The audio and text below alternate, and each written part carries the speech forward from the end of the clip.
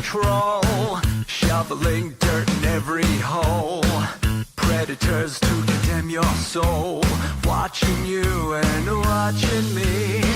We're all connected but separated, misunderstood and so frustrated. A million armies of one have invaded, watching you and watching me. We live behind glass curtains and act like nothing's wrong. Soon you will belong. I know you're out there somewhere. We've watched you for so long. Wait for you to fall. We'll expose you all. I know you're out there somewhere watching me. Little brother wants to make headlines, be immortalized. Everyone's got an electric eye, we're the digital spies. They've watched you for so long. I know you're out there somewhere watching me.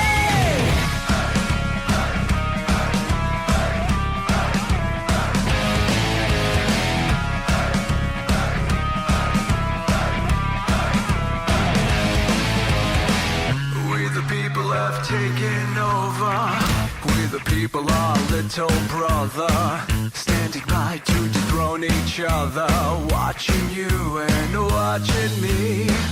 Paranoid, the lens is our weapon, desensitized in our lust for attention, democratized by our voyeur obsessions, watching you and watching me.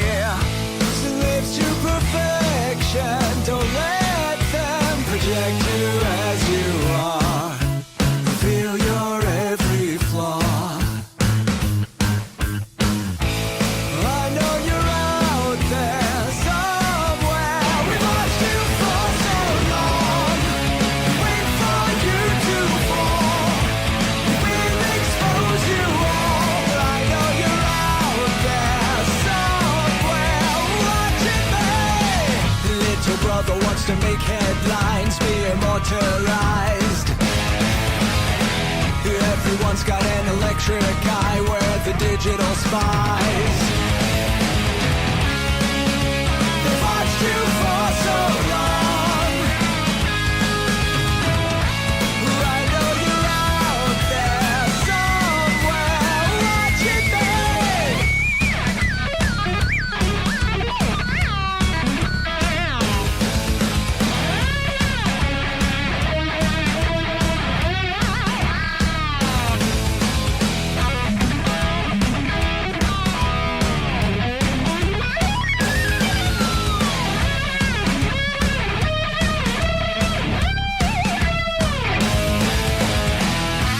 I know you're out there somewhere.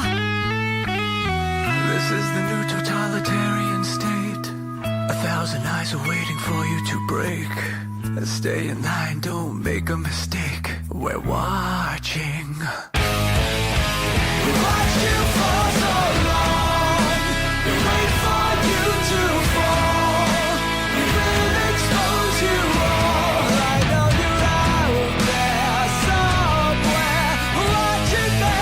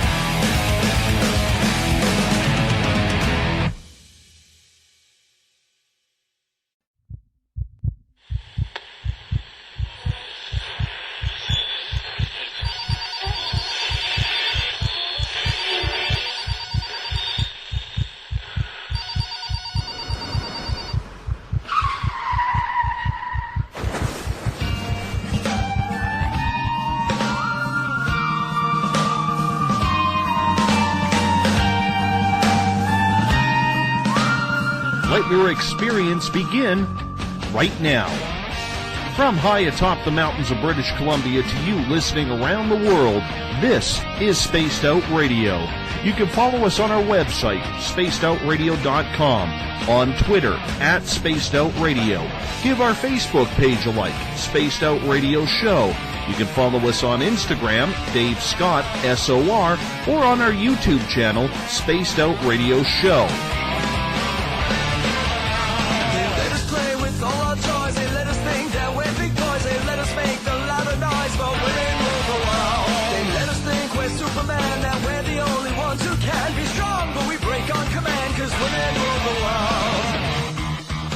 Buckle up, space travelers. It's time to go for a ride as we are live on Spaced Out Radio.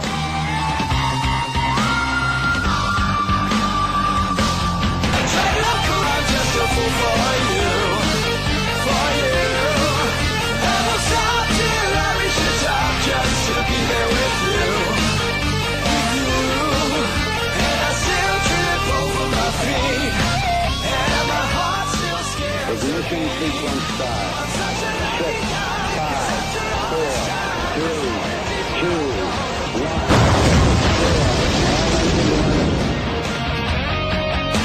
The deeper I go, the deeper I fall.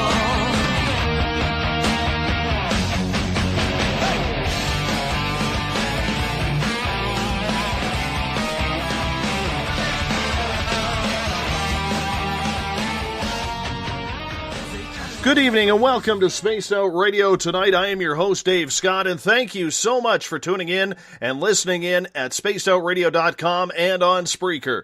Once again, we come in from the frozen Canadian tundra, battle our way past the wild animals, sidestep Bigfoot, and enter Uncle Jimbo's cabin, stoke the fire, heat this place up, and broadcast you live on this Wednesday night, early Thursday morning if you're on the East Coast.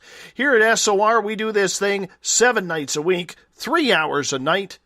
We want to be your official one-stop shop when it comes to the supernatural, paranormal, conspiratorial, spiritual, and so much more. Spaced Out Radio's music is courtesy of the guitar god himself, Ron Bumblefoot THAL. You can find all his music, including Little Brother Is Watching, by going to our website, spacedoutradio.com. Hey, if you're a social media junkie like I am, follow us on Twitter, @SpacedOutRadio. Give our Facebook page a like, Spaced Out Radio Show. On Instagram, I can be followed at Dave Scott, SOR. Subscribe to our YouTube channel, Spaced Out Radio Show. And of course, our website is spacedoutradio.com. If you're a fan of SOR, coming soon is the Space Travelers membership to our website, where for only $5 a month, yes, $5, you can win prizes, take part in private group interviews, have a special section on our website, and so much more. Hey, we're going to give you a heck of a lot more than just access to our archives. Tonight's show is brought to you by Rivulet Reiki and Readings, providing healings in person or at a distance. PurplePlates.com, helping heal your body, mind, and soul. Hop into their site and get yourself one today. The New Agora newspaper is the official paper of this show, and the iTunes app, Spirit Storybox, is the official ghost hunting app of Spaced Out Radio. Many around here have had a near-death experience where you've died and you get a full-on look on what it looks like to be on the other side. Then there's the OBE crowd, OBE standing for out-of-body experience, where you leave your body even though you're still connected by some sort of bodily elastic that can shoot you back in at any time. And of course, we're going to hit the ET experience and what it's like to have contact from another world. Experiencing all of this is the man known as America's most experienced mystic, Eugene Braxton. Eugene, as many of you know, has been on this show a few times, as well as he's a nightly regular in the Spaced Out Radio chat rooms. Eugene's brilliance and knowledge when it comes to the life-altering experiences will change anyone. We have heard Eugene talk about NDEs and OBEs on this show and on Spaced Out Weekend with James Tyson. But one area that Eugene is passionate about, but hasn't really talked publicly about it, is his contact with extraterrestrials. Tonight he will open up about what has happened to him with the off-worlders. Are they good, bad, or just another spiritual experience to record and to chalk up as one of those little life oddities that just seems to be happening to those who are awake? We bring in Eugene Braxton, America's most gifted mystic, coming in right now. Eugene, how are you, my friend? I'm doing good, Dave. How have you been? You know what? I've been good. I've been a little tired lately, but I'm gaining some energy back after getting a lot of sleep over the weekend. And now we're already almost through this week as well, hump day today. So we're doing pretty good, my friend. We're doing pretty good. That does help, yes, the rest. Yes, it does. Yes, it does. You've been quite busy because you're a night owl, just like many of us who listen to this show. You're participating in this show almost on a nightly basis. For those people who don't know you from being on the radio, you're actually taking part in our chat room every night, and you're very enlightening in there. People look at you with a high regard of respect in there. Do you like being a part of absolutely everything? Not just because it's this show, Eugene, but just the fact that you have the ability to command that. You have that commanding presence is what I'm trying to say, where people look to you for any sort of answer. Yeah, I've had all these things, like paranormal things, esoteric things, since I was a kid, so I'm fully used to them. It seems normal to me. Just like a football player doing his thing. But it's fun, it's worthwhile, and there's a lot of people who know a lot about the subject too, so it's good to interact with them on the chat. And Eugene, I fully understand. And, you know, there's good people here who listen to this show and take part in our chat rooms on a nightly basis. And it's something that they are becoming more interactive as we become more interactive with them. Do you like that interaction with people, even if you're not on the show, because you're able to help explain and expand people's knowledge? Because you're so knowledgeable with all the topics and the experiences you had. You're teaching on a nightly basis, don't you think? Yeah, I think, especially with like the paranormal, spiritual, or esoteric subjects, I think that the people who are into them or have them don't get to express their opinions or experiences enough, especially with the regular straight people who don't have them. And so it's good when a group of people who are into it can get together and then talk, see what the other ones been into, or pick each other's brains. And it's, you know, on Spaced Out Radio, it's done in a friendly, goodwill way where you really learn and come off better at the end of the show. It's a good way to interact and see what other people have experienced and think about certain things, because the normal people are really smart. They're regular citizens, way smarter than like the government or Hollywood may give them credit for. So I like to listen to what people think, say, and have been through. Yeah, because it's some people having some deep experiences out there. Right on. And, When it comes to those deep experiences, is there anything that really surprises you anymore, Eugene? Yeah.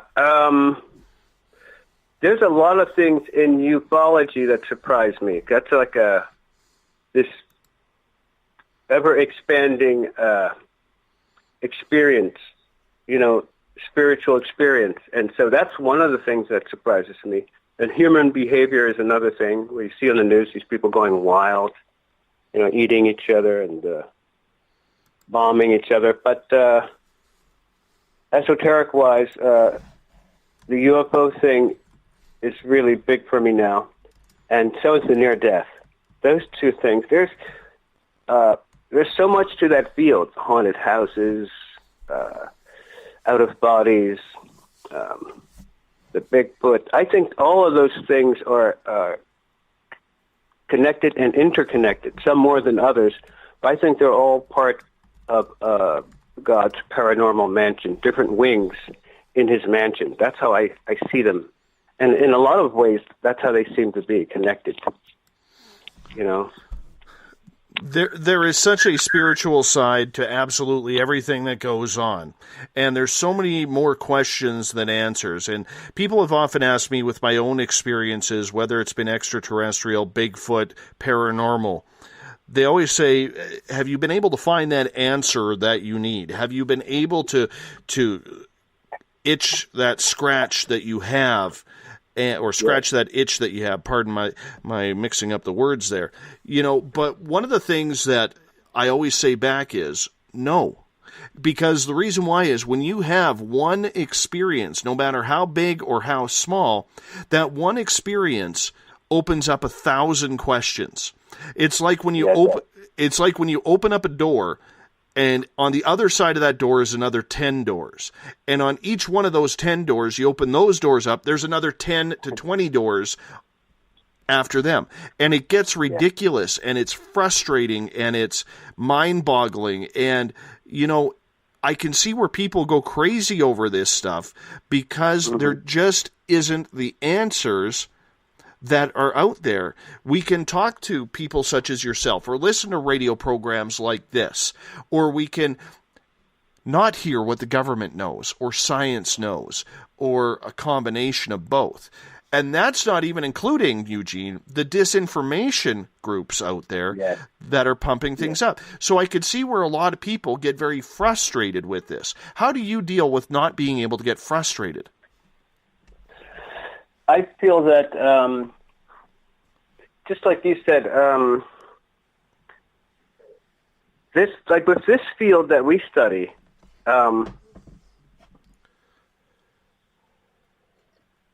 it's the questions are so spine-tingling that you get addicted to finding the answers.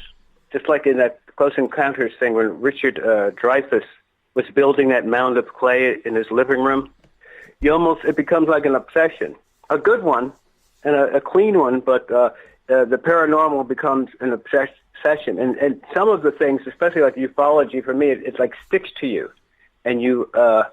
It's a heavier, like a spirit. It sticks to you, kind of like a spiritual tar, and not necessarily in a bad way, but some of those esoteric disciplines, when you get into them and wrap your head inside out of them, and then you absorb some of it too. And like with the UFO thing for me, and a little bit the near death, you have to detach yourself away from it.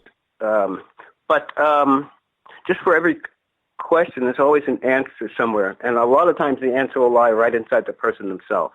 Like, the more you want to know something, the answer will be forced into your life. It's nowadays it's like not any question, but almost anything, any question can be made known. Not every question, but almost any question, We have access to a lot of information with this new technology. And there's a lot of things. I feel sad when I see kids in the library or for university playing solitaire and stuff on the computer. And there's loads of other things they could be doing like the other students. But the answers are all out there, and they're found in the truth. But where does one, Eugene, that leads to another question. Where does one look for the truth? Because, as we have stated, there's a lot of disinformation out there. The government is silent. There are so many differing opinions on paranormal ghost hunting, let alone throw in Bigfoot or extraterrestrials or Dogman or demons. I mean, heaven forbid if we all of a sudden have to understand the whole concept that everyone does have psychic ability, because everybody is so set in their ways, whether it's the way they were brought up, whether it's because of religion, whether they're anti-religion. There's so many different ways out there for people to think that it's hard to find the truth, especially now, Eugene, when you throw in a 24-hour society where everybody is looking down at a cell phone rather than looking up to the stars or looking inside themselves to find the truth. Yes. Yeah, the technology thing is too much because you can get overworked with that. And just like you said, everywhere, they do it here in Philly too. Everyone has their heads down looking into the cell phone like they're talking to the president or the prime minister. And also, like you said too, the real things can always be found right inside the person. The real answers, the real truth. And a lot has to do with feeling, how perceptive they are to themselves into the world. You kind of have to shut the world out, and you don't want to be too perceptive to yourself. You don't want to overanalyze yourself and stuff like that, but you just have to, after a certain point, just close off the world, especially if it starts to affect you too much. And people like us in this field, we're sensitive to a lot of things, and that extra interference doesn't help. So it's good to, look, I don't even watch the news anymore. I just turned that off because it was just too negative all the time, and, we have enough on our back. So it's good to close some of that stuff out. Sometimes it's good to focus on just a few single things. And because, like you said, there's like a whirlwind of things to get into just in this field alone of the esoteric. And it's good to have a few prime things. But as far as finding that knowledge and stuff like that and the truth, I would always start with my own family. If they had any kind of holy book or religion, to check that out, to check out any kind of professors who might study that field, or artists or regular people, musicians, who might know about that.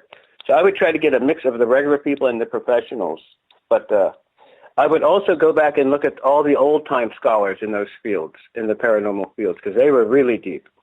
Like Rudolf Steiner, he was a good one from 1905, and the Swedenborg. And there's each race has their own heavyweight giant, so it's good to go back. Almost the further you go back with the paranormal, you can learn a lot from those old masters. But if the person really wants an answer to something, they'll get it. They just have to ask the right question. And my question was, I wanted to know everything that happened psychically in this world and in the invisible world.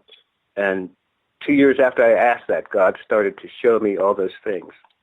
And he still is showing me. But you can do a lot these days, especially with the mind and with God. You put those two things together, you can accomplish a lot. Hope I answered the question, Dave.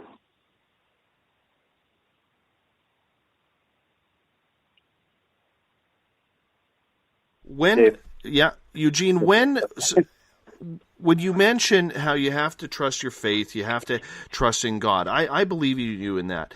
But you take a country like Canada, where I am, and we have become so multicultural with different religions in this country now, and not that there's anything wrong with that, but a main portion of the society has become very agnostic, if not atheist.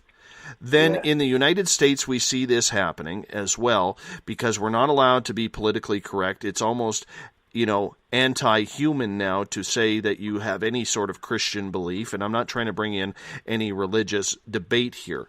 But there's a lot of people who have a hard time believing in today's day and age, that seeing how ugly the world is, that God truly exists and that there is some sort of higher entity or higher power that has caused creation, has caused, absolutely everything that is going on.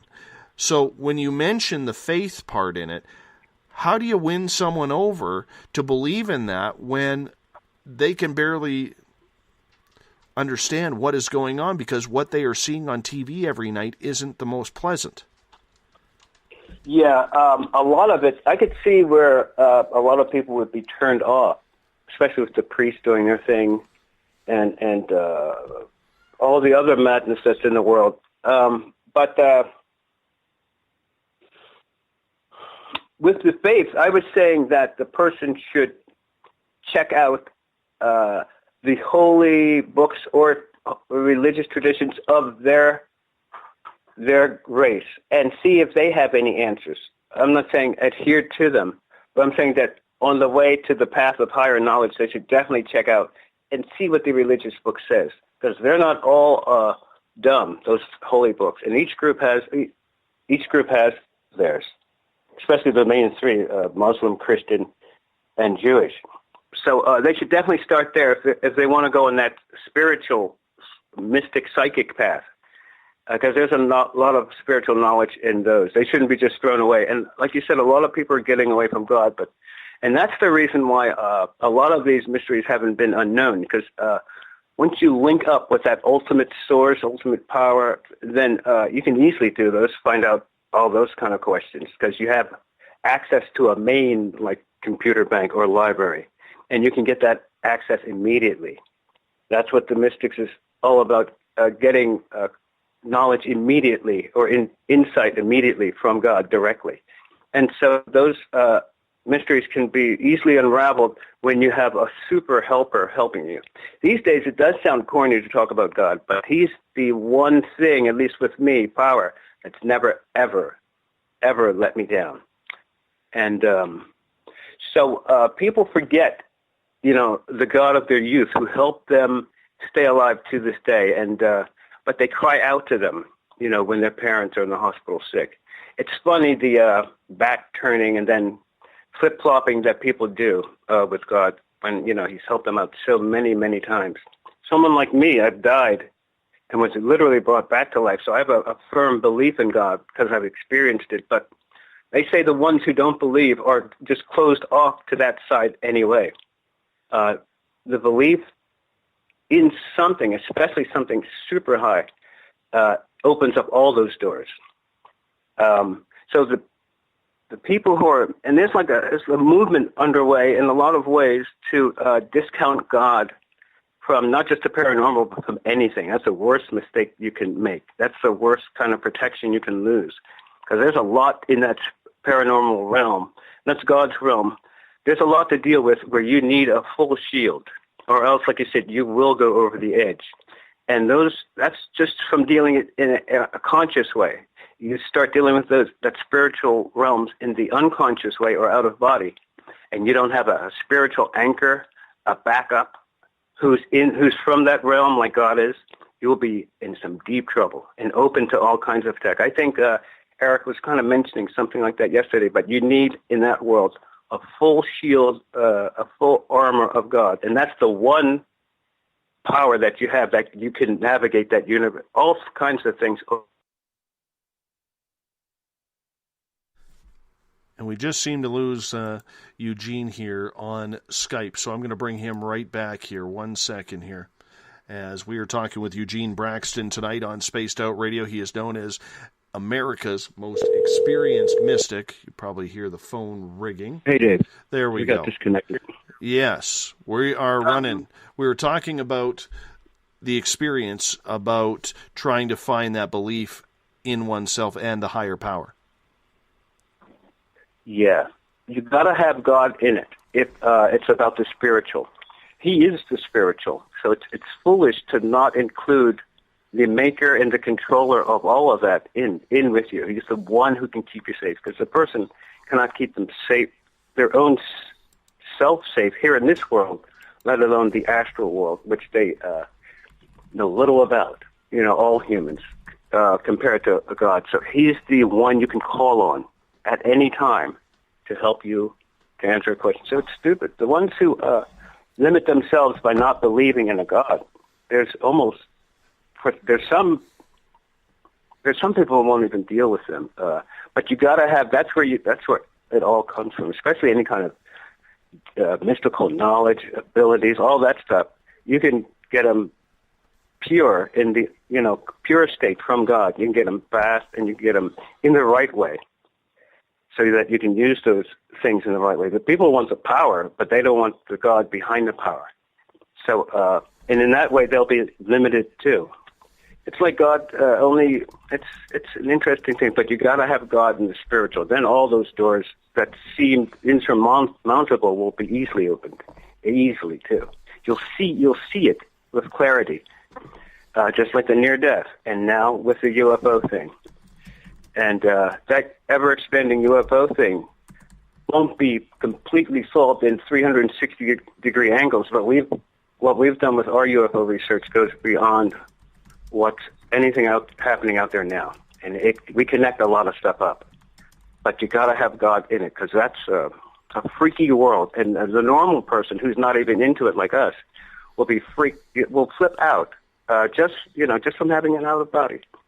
Like you said, you didn't want to have an out-of-body. So it's with all those things, the person needs an extra shield, an extra protection, because it's psychologically stressful And Oh, yeah. it's just good to have God with you. That's if you need something, you can get it.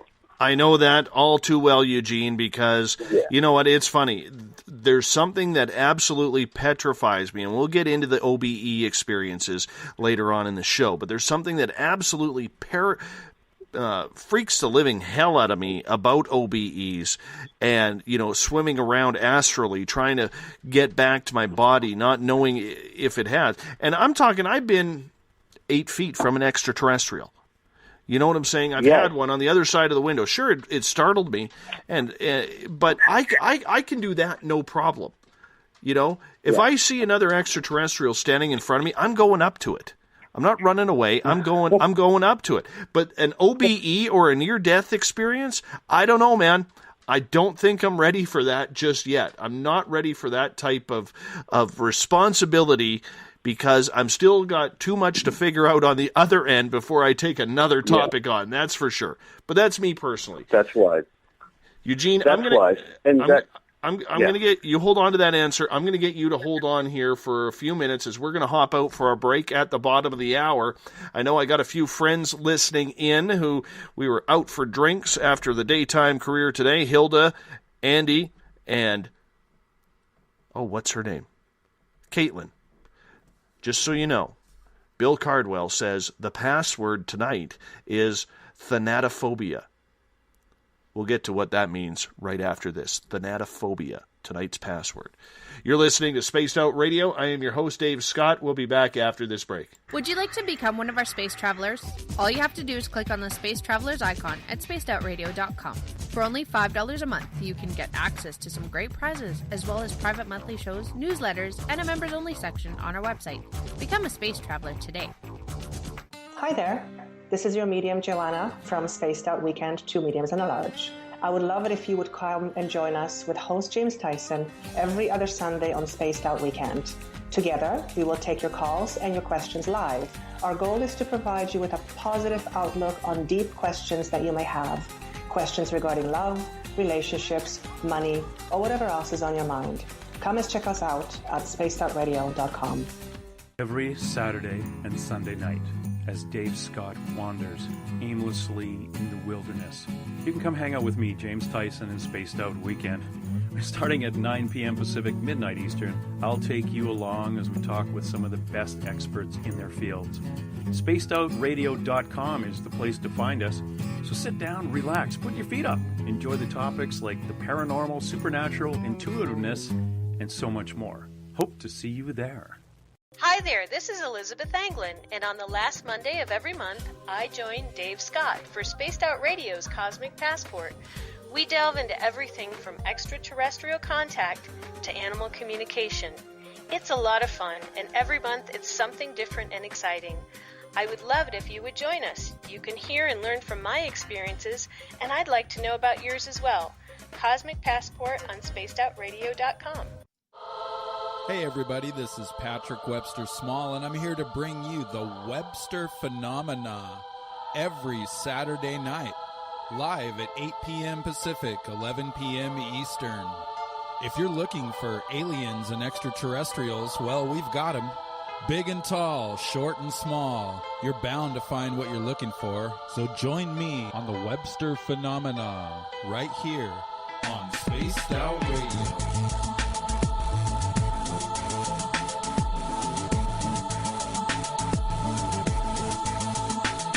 Visit purpleplates.com today. For over 40 years, the Purple Energy Plates have been delivering amazing results for their many customers.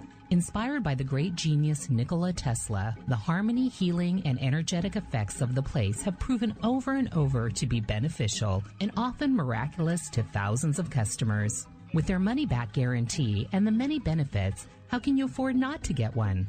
Check their site for daily specials and choose from their many energy products. You won't be sorry. Visit them today at purpleplates.com for mind, body, and spirit, and expect a miracle.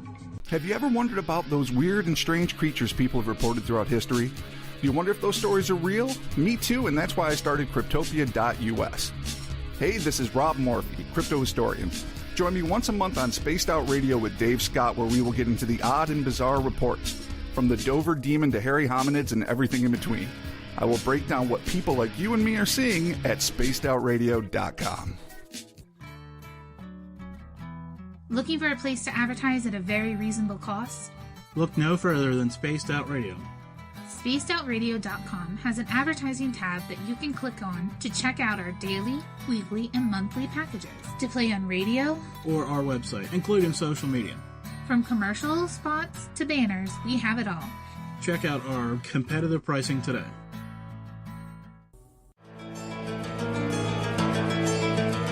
Want to connect with us online? Find us on Facebook, Spaced Out Radio Show, on Twitter, @Spaced Out Radio, on Instagram, Dave Scott, SOR, on YouTube, Spaced Out Radio Show, and our website is spacedoutradio.com. All right, space travelers, here comes the second half hour of Spaced Out Radio. Welcome back to Spaced Out Radio. Tonight, I am your host, Dave Scott. Thank you so much for tuning in. Tomorrow night on the show, Victor Vigiani will join us. We're going to talk UFOs and disclosure as he prepares for the Alien Cosmic Expo in Brantford, Ontario, later this month, as it is a brand new month right now, June 1st. Can you believe it already? That conference runs June 24th to 26th in Brantford, Ontario, the Alien Cosmic Expo. I want to say a quick shout out to everyone listening in on the SHR Media Network, on Paranormal Forum, if you're in the Spaced Out Radio chat room on Spreaker, or on Facebook at Euphoria Chronicles, or our flagship chat room, the SOR Space Travelers. Absolutely a pleasure to be broadcasting to you on a nightly basis. If you want to follow us on Twitter, you can do so at Spaced Out Radio. Give our Facebook page a like, Spaced Out Radio Show. On Instagram, we can be followed at Dave Scott, SOR. Our YouTube channel, where we store our archives, you can subscribe to it, Spaced Out Radio Show, and our website is spacedoutradio.com. Tonight we are talking with Eugene Braxton, America's most experienced mystic, is the nickname he has. I want to explain the whole password thing that I said right before the break, because I know Hilda, Andy, and Caitlin are listening in, good friends of mine. We went for a drink after my daytime job today. The whole password tonight is thanatophobia. I don't know why, but that's just the password. Bill Cardwell, who listens in on the SOR Space Travelers, he's here on a nightly basis. A few weeks ago, he just started posting in there, tonight's password is. And I was trying to figure out what the hell the password was for. But it's really for nothing. It's just the password. So every night when Bill comes into the SOR Space Travelers chat room on Facebook, he announces the password.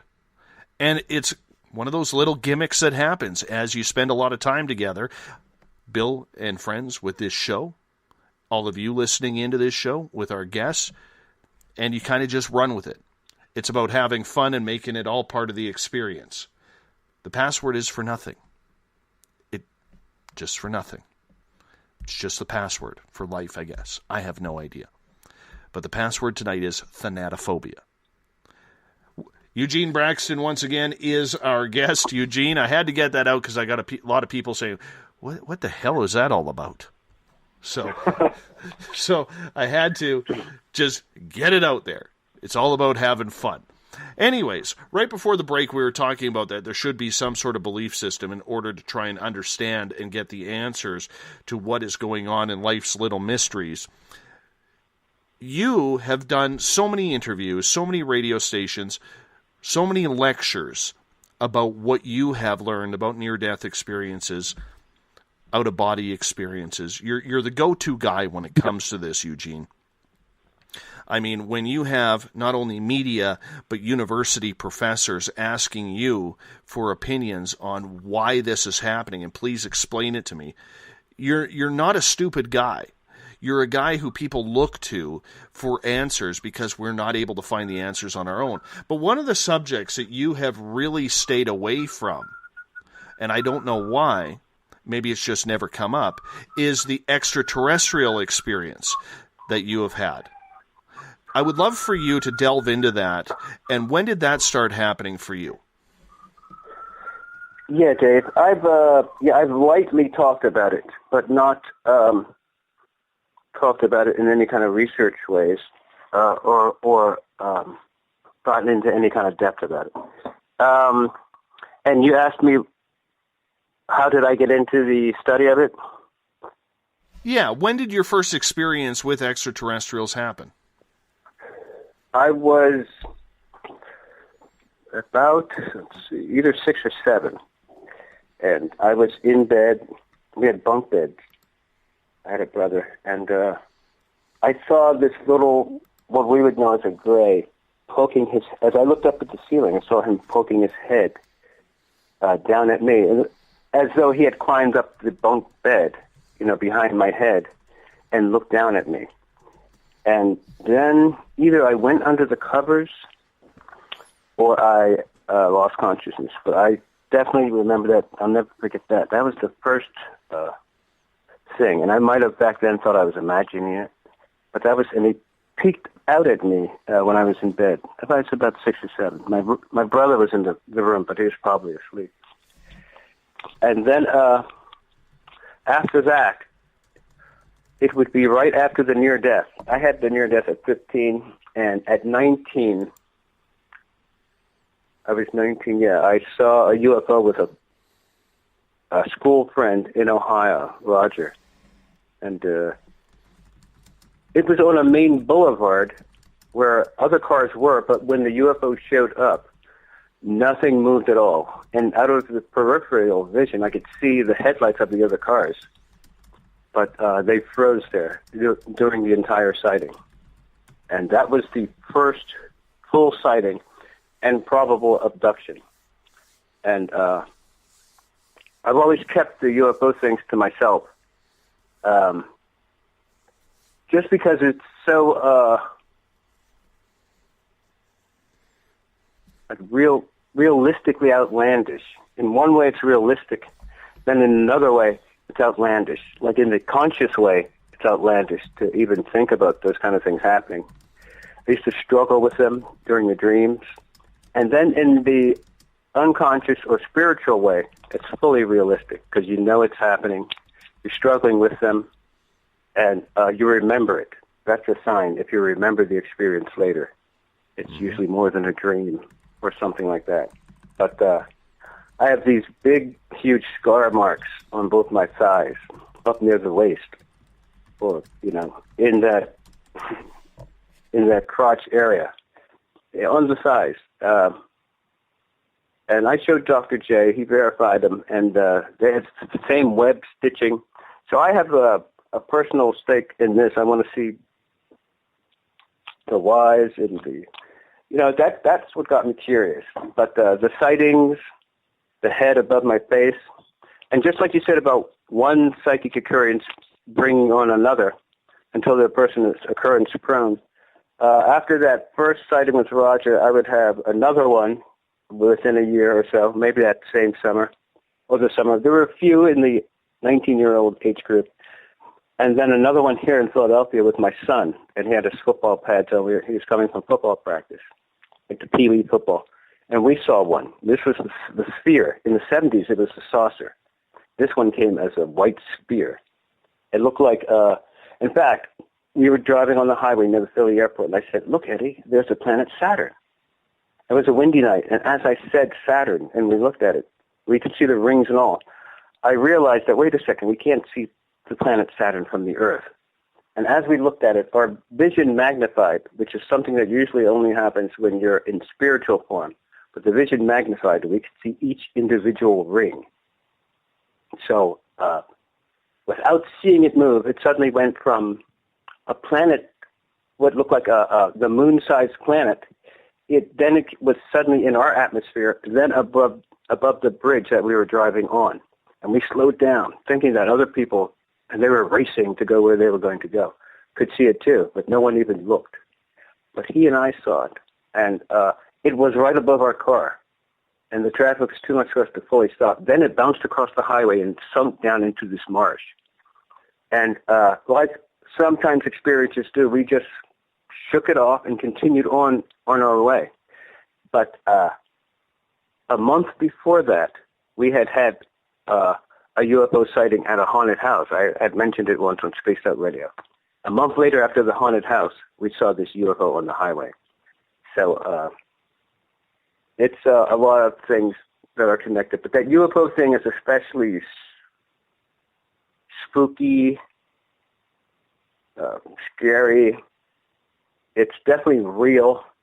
There's a lot of people, people are talking about, the aliens are nice, they're our space family, and we should enter them into our Earth and welcome them, and all this. They want to help us.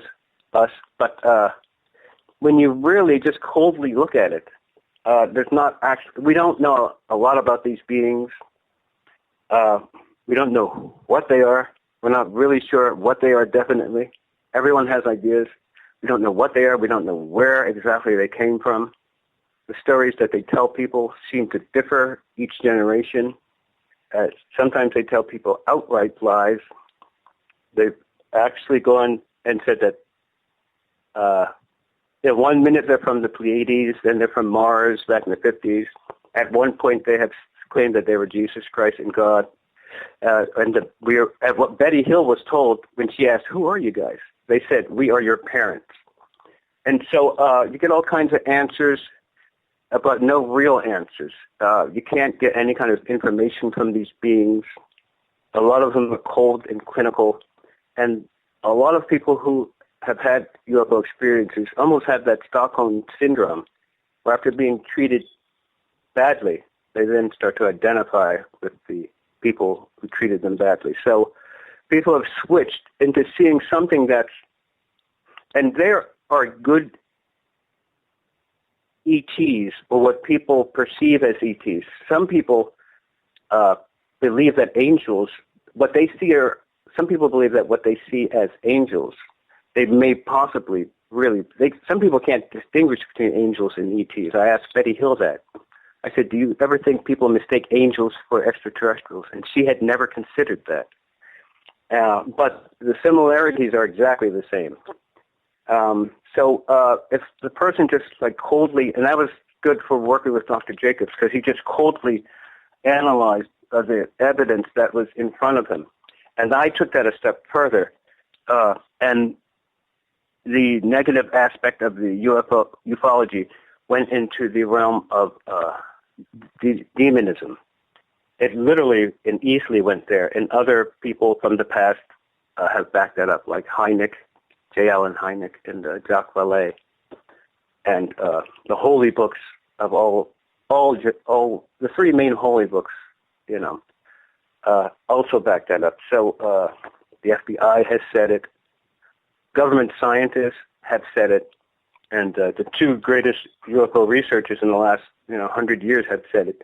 And not to mention our own religious books from days of old. So, and then when the person really examines this UFO phenomena, they see that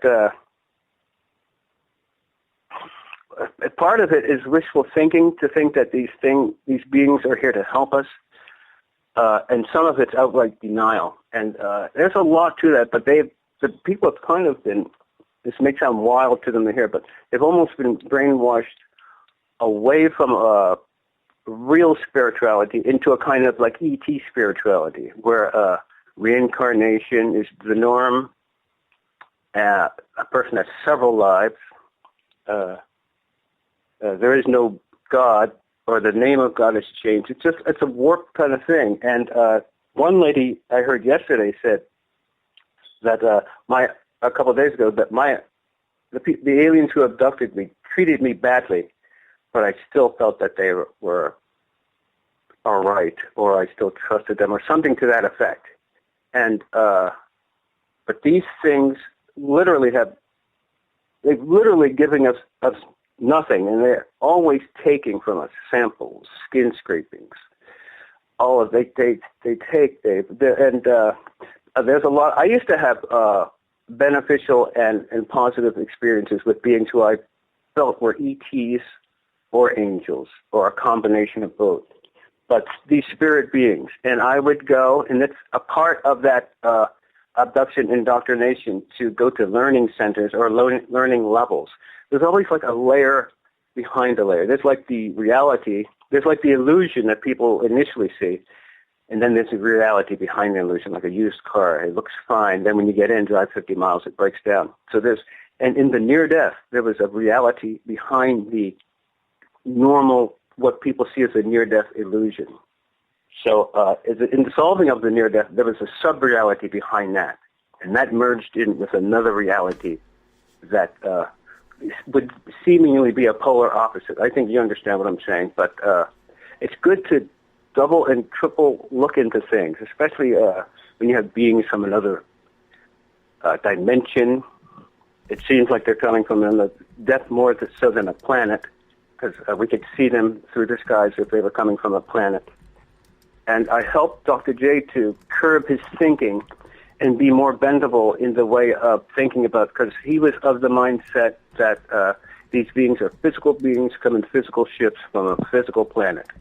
But the things that they do defy all of that. And like the Dr. Minister Chuck Missler said, you'd easily see them coming in the sky, just like we can see comets, meteorites, right, and those kind of things. So, but Eugene, some people can see them coming. Give you an example. My booking coordinator, Corey, I call her a summoner. She can go outside at any clear night and see them. Yes, but what is she seeing now? I mean, it's because definitely that they're there and they're seeing something. But what is it? It comes from lights. It comes from ships in the sky. When you're watching, and a lot of people will say, well, maybe she's just seeing a satellite.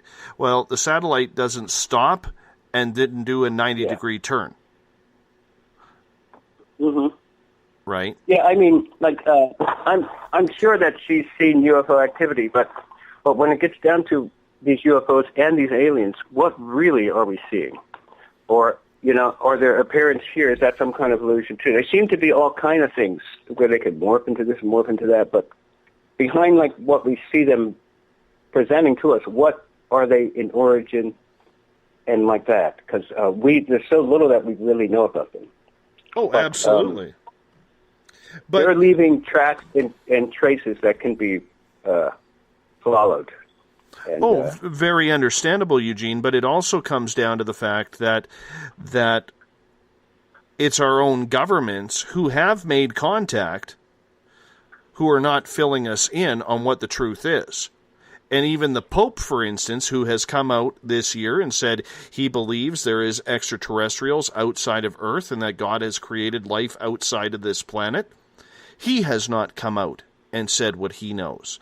So there's this big mystique and mystery from our leaders who we are supposed to trust, who are keeping people in the dark. Because I don't believe for a second that all extraterrestrials are bad, like I don't believe all races are bad. I don't believe all Muslims are bad. I don't believe all Christians are bad, or all Jews, or people who fought for the Nazis in World War II.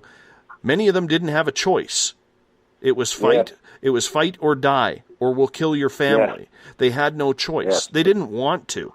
And I believe that strongly with the extraterrestrials as well. See, with the government, and the regular people know that they're ETs. And you see them in the skies. People are taking thousands of videos, and some good ones, too. And you can go in, NASA and stuff and see hundreds of these things floating and flitting all about like mosquitoes on a hot summer night. There's a lot of them. Like, when you go on the NASA sites and see those things, they're swarming the planet, whatever they are. And, but with the government, and there's a big question mark with these aliens. We just can't assume that they're some cool, interplanetary species going to be cool with us, because just like with these ETs, we do have to let our apprehension extend further than our comprehension, because they're not revealing much to them, and they're extracting. You wouldn't believe what they're extracting from us, and I guess we'll probably talk about that later, but they're fully using us, and the bad ones I'm talking about. There are good ones, and I've dealt with them, but who knows what reasons they may have interacted with me in a beneficial way. They might have been grooming the subject. They definitely have a plan, and they definitely have abilities and powers beyond ours, but we just definitely be careful with these things that we don't even know what they are. They can switch. They know our past, present, future. These are pretty powerful things, and we got to watch it. Well, this leads into Lynn's question. This leads into Lynn's question coming from Paranormal Forum. Do you believe, Eugene, that extraterrestrials are demonic? I believe that extraterrestrials are spiritual beings, and demons are spiritual beings. So I believe that I believe that some extraterrestrials are definitely demonic. Just as you said, nothing is all one way, and even with those spirit things, there's definitely some bad ones in there. Probably about a third. Yeah, they're no angels. And you know what? I agree with you. I do on that I do believe there are some that are just so evil that, they'd be more interested in having us for dinner, and I mean us being the main course, than helping us solve the riddles of life and mankind. I get that. Yeah. I can appreciate that, right? But I also, coming from another country and seeing and talking to Canadian people, I'll pass this theory on to you to get your opinion of it. And that opinion is, and this isn't scientific by any sort, so it's just my own theory.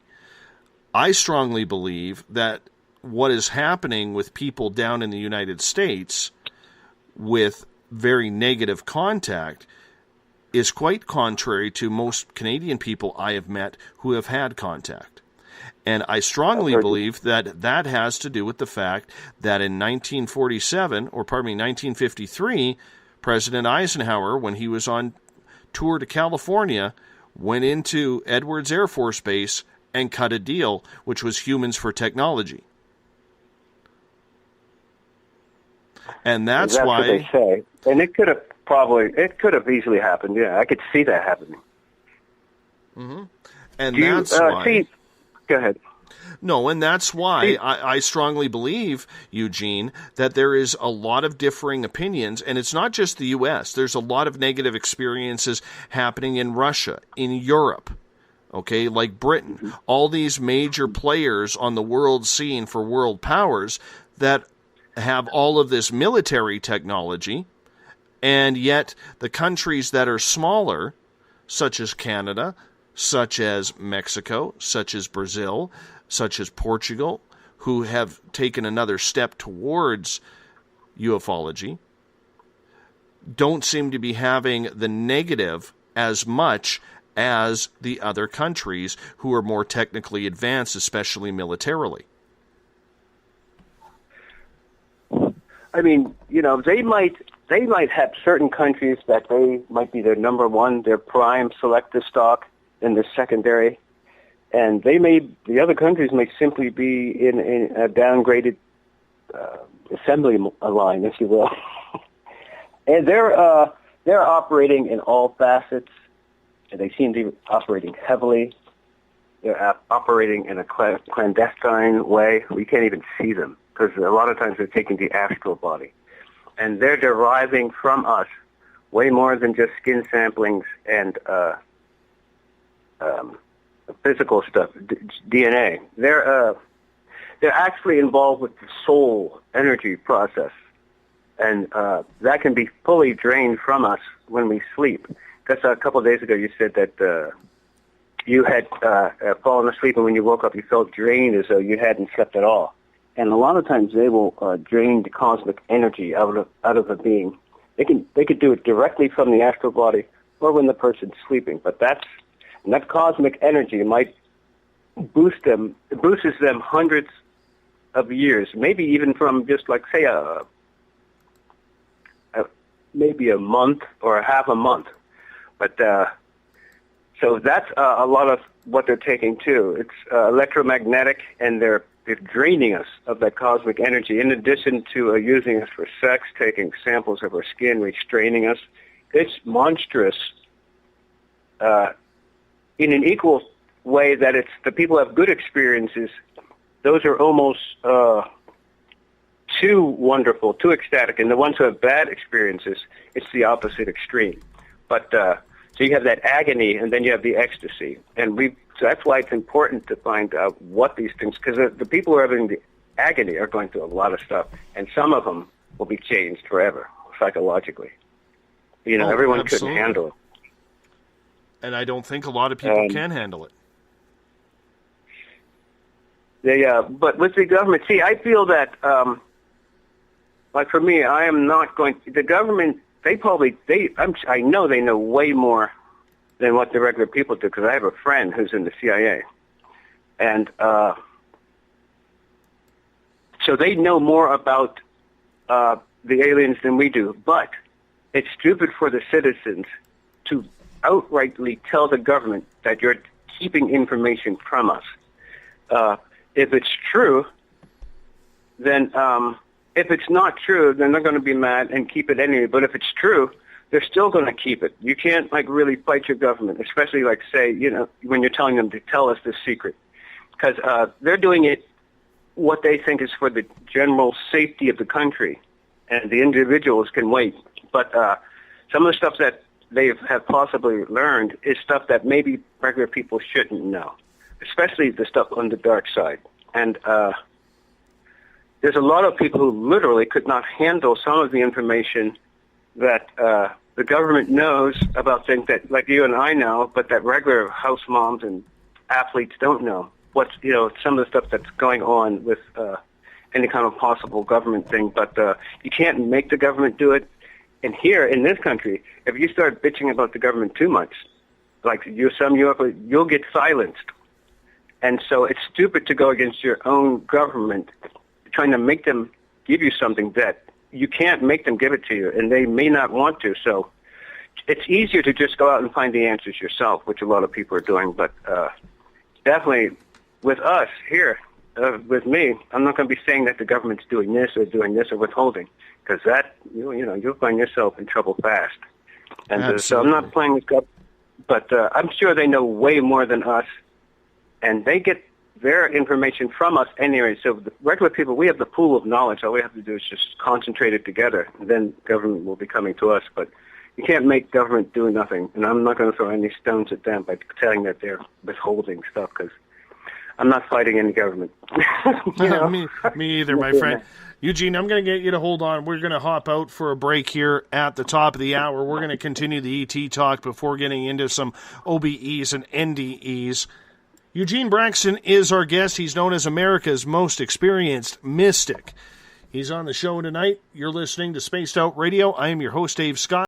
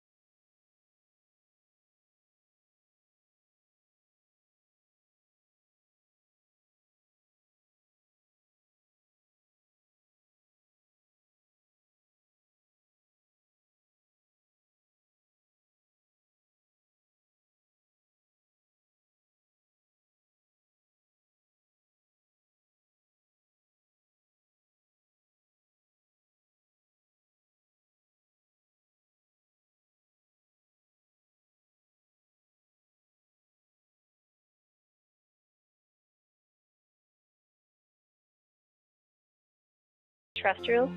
Have you seen the Greys, the Mantids, or the Reptilians? I am Samantha Mullet, and on the second Tuesday of each month, you can listen and learn from my experiences with off-worlders on Spaced Out Radio's The ET Experience.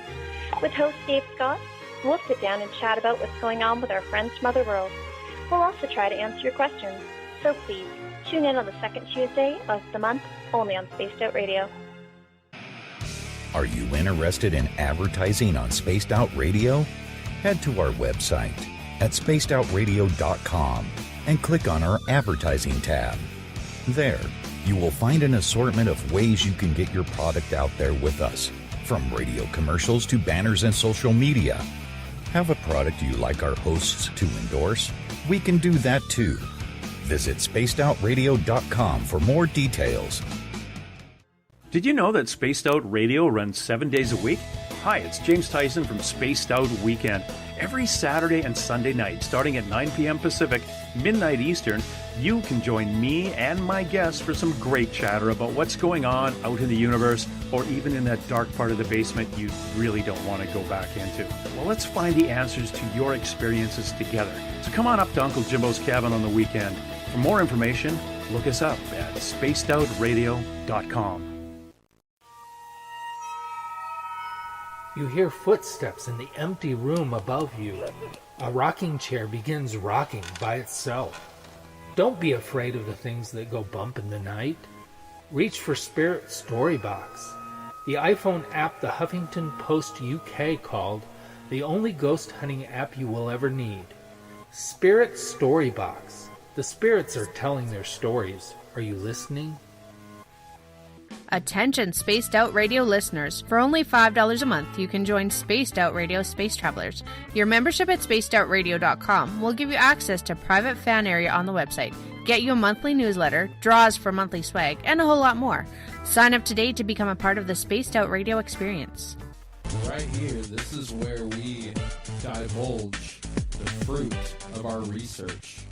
Here on the Webster Phenomena every Saturday night at 8 p.m. Pacific, 11 p.m. Eastern on Spaced Out Radio. And we give it up to you guys, all the listeners, and the live listeners usually get something special and hang out in the chat room. And we love to have you. So we'll see you every Saturday night at 8 p.m. You know where. If you're a fan of social media, you can follow Spaced Out Radio on Twitter at Spaced Out Radio. Give our Facebook page a like, Spaced Out Radio Show. You can also follow us on Instagram, Dave Scott, SOR. Our YouTube channel, where our archives are stored, is Spaced Out Radio Show. And of course, our website is spacedoutradio.com. Welcome back to the second hour of Spaced Out Radio. Tonight, I am your host, Dave Scott. Thank you so much if you're tuning in on the SHR Media Network. If you're on Paranormal Forum listening in tonight, if you are on the SOR Space Travelers on Facebook, as well as Euphoria Chronicles, or the Spaced Out Radio chat room on Spreaker, thank you for tuning us in. Appreciate you spending some time with us tonight. Tomorrow night on the show, Victor Vigiani will be on. We're going to talk disclosure, extraterrestrials, and what does the government know as he prepares for the Alien Cosmic Expo. We're going to be talking a lot of ETs and disclosure this month leading up to the Cosmic Expo. It's going to be a very intriguing conversation indeed. I want to remind you, you can follow us on Twitter at Spaced Out Radio. Give our Facebook page a like, Spaced Out Radio Show. On Instagram, I can be followed at Dave Scott, SOR. Our YouTube channel is Spaced Out Radio Show. Subscribe to that to hit our archives up. And our website is spacedoutradio.com. Tonight we are talking with Eugene Braxton. We're talking extraterrestrials. We're talking NDEs, OBEs, and any other part of the alphabet we can figure out and put together. Eugene, welcome back. Thanks, Dave. I want to start off with a question from Galen in the SOR Space Travelers on Facebook. There have been many who have been taken that say they are put on a ship being shown how to fly it and other tasks. Why would this happen? Is it something for the future, in your opinion?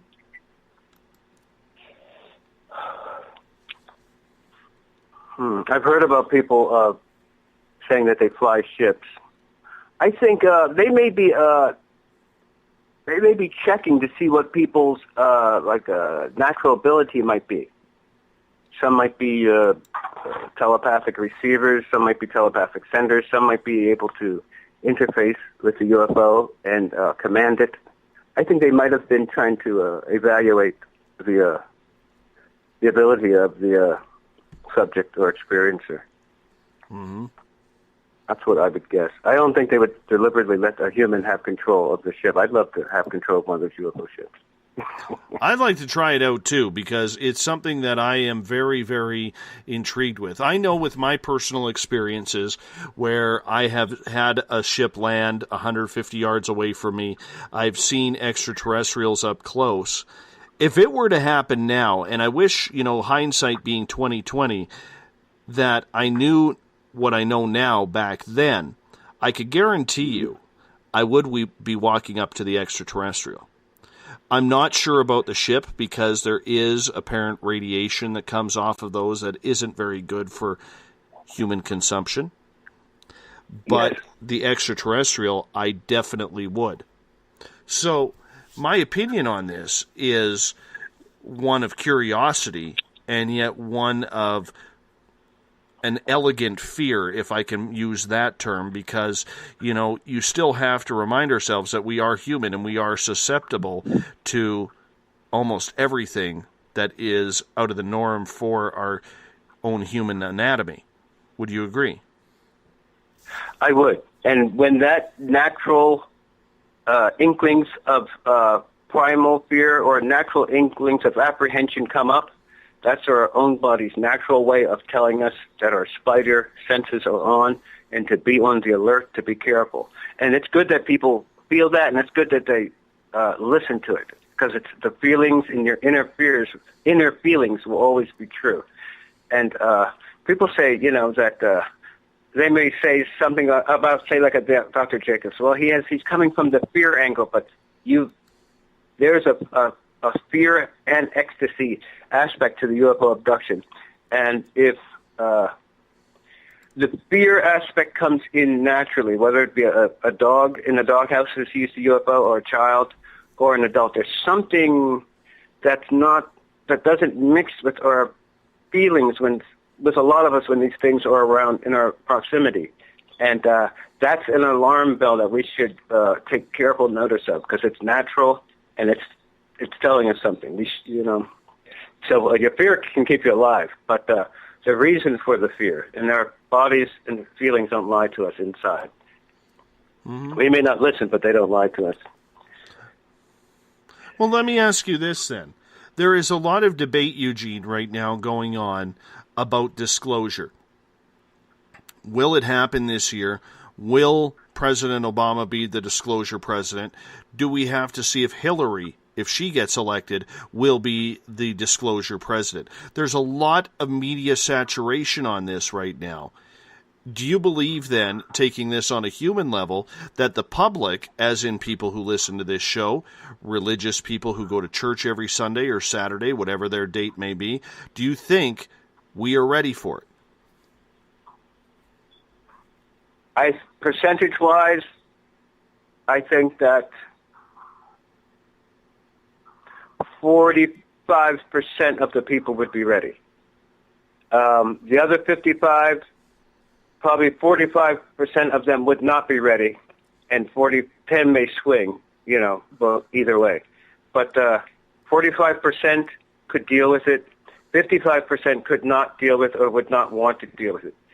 And can you imagine the craziness? Some people would not be able to handle it. And but it does help for them to know, because the knowledge can take away fear. But they should be told something, but to disclose fully, there'd be a lot of people who wouldn't be able to handle it unless they had people who were into it in their families, which, a lot of people are into it. But I think if released slowly, tell them, you tell the people we're going to release this slowly to you over a year and a half, then maybe that would be better. But there's a lot, like you said, there's so much that they may have and won't release, that it would be too much for us to handle all at once. Because there's a lot of, that's a crazy field, that UFO thing. It's partly physical, partly spiritual, partly invisible, partly. So it's psychological, where they get into your head, get into your dreams. They have abductions and soul energy transfer. It's a lot to that, and we know so little about them, and we seem to be just getting ripped by them fully. Some people every time they go to sleep. But just like you said before, there's a lot of different information, and a lot of people are seeing things that they really may not see. But there's the experiences now, and there's a lot happening now. It's like they're bubbling up over, and they have a lot of info, and they need more talk centers, talk programs like this, so people can express. Because I know the researchers probably listen in, because there's gold mines of information in the regular citizen experiencer, And the good ones they want. The scientists want them. But that UFO thing, that's a juggernaut of a field. Well, and, my concern with it, Eugene, is the fact that if the government does come out and disclose, this opens up a whole can of worms on how long they've known. Yeah. Were their deals cut for technology? What about human abductions? What do people know? And if they ever came out that the government does know that these abductions are happening, now we're opening ourselves up to millions upon millions of people suing the government for allowing it to happen.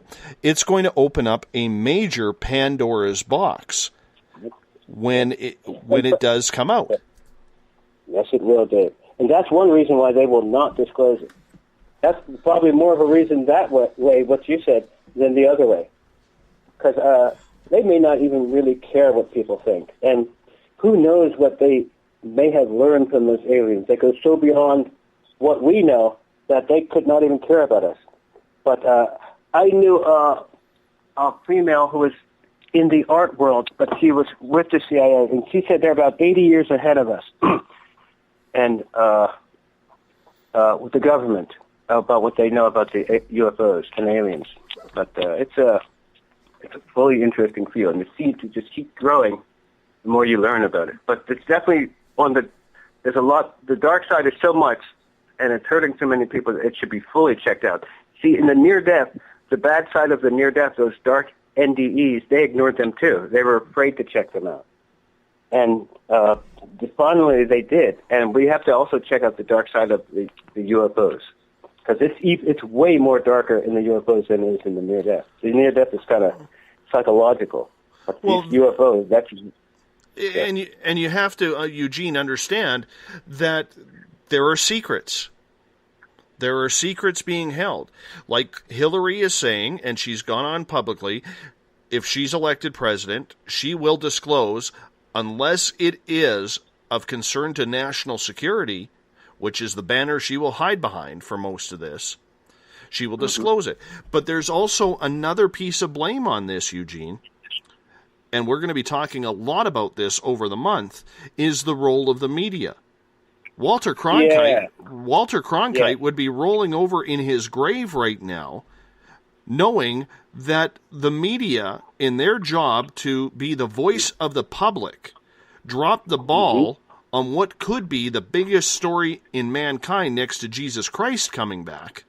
Yes. When John Podesta sent out his tweets, starting a year ago.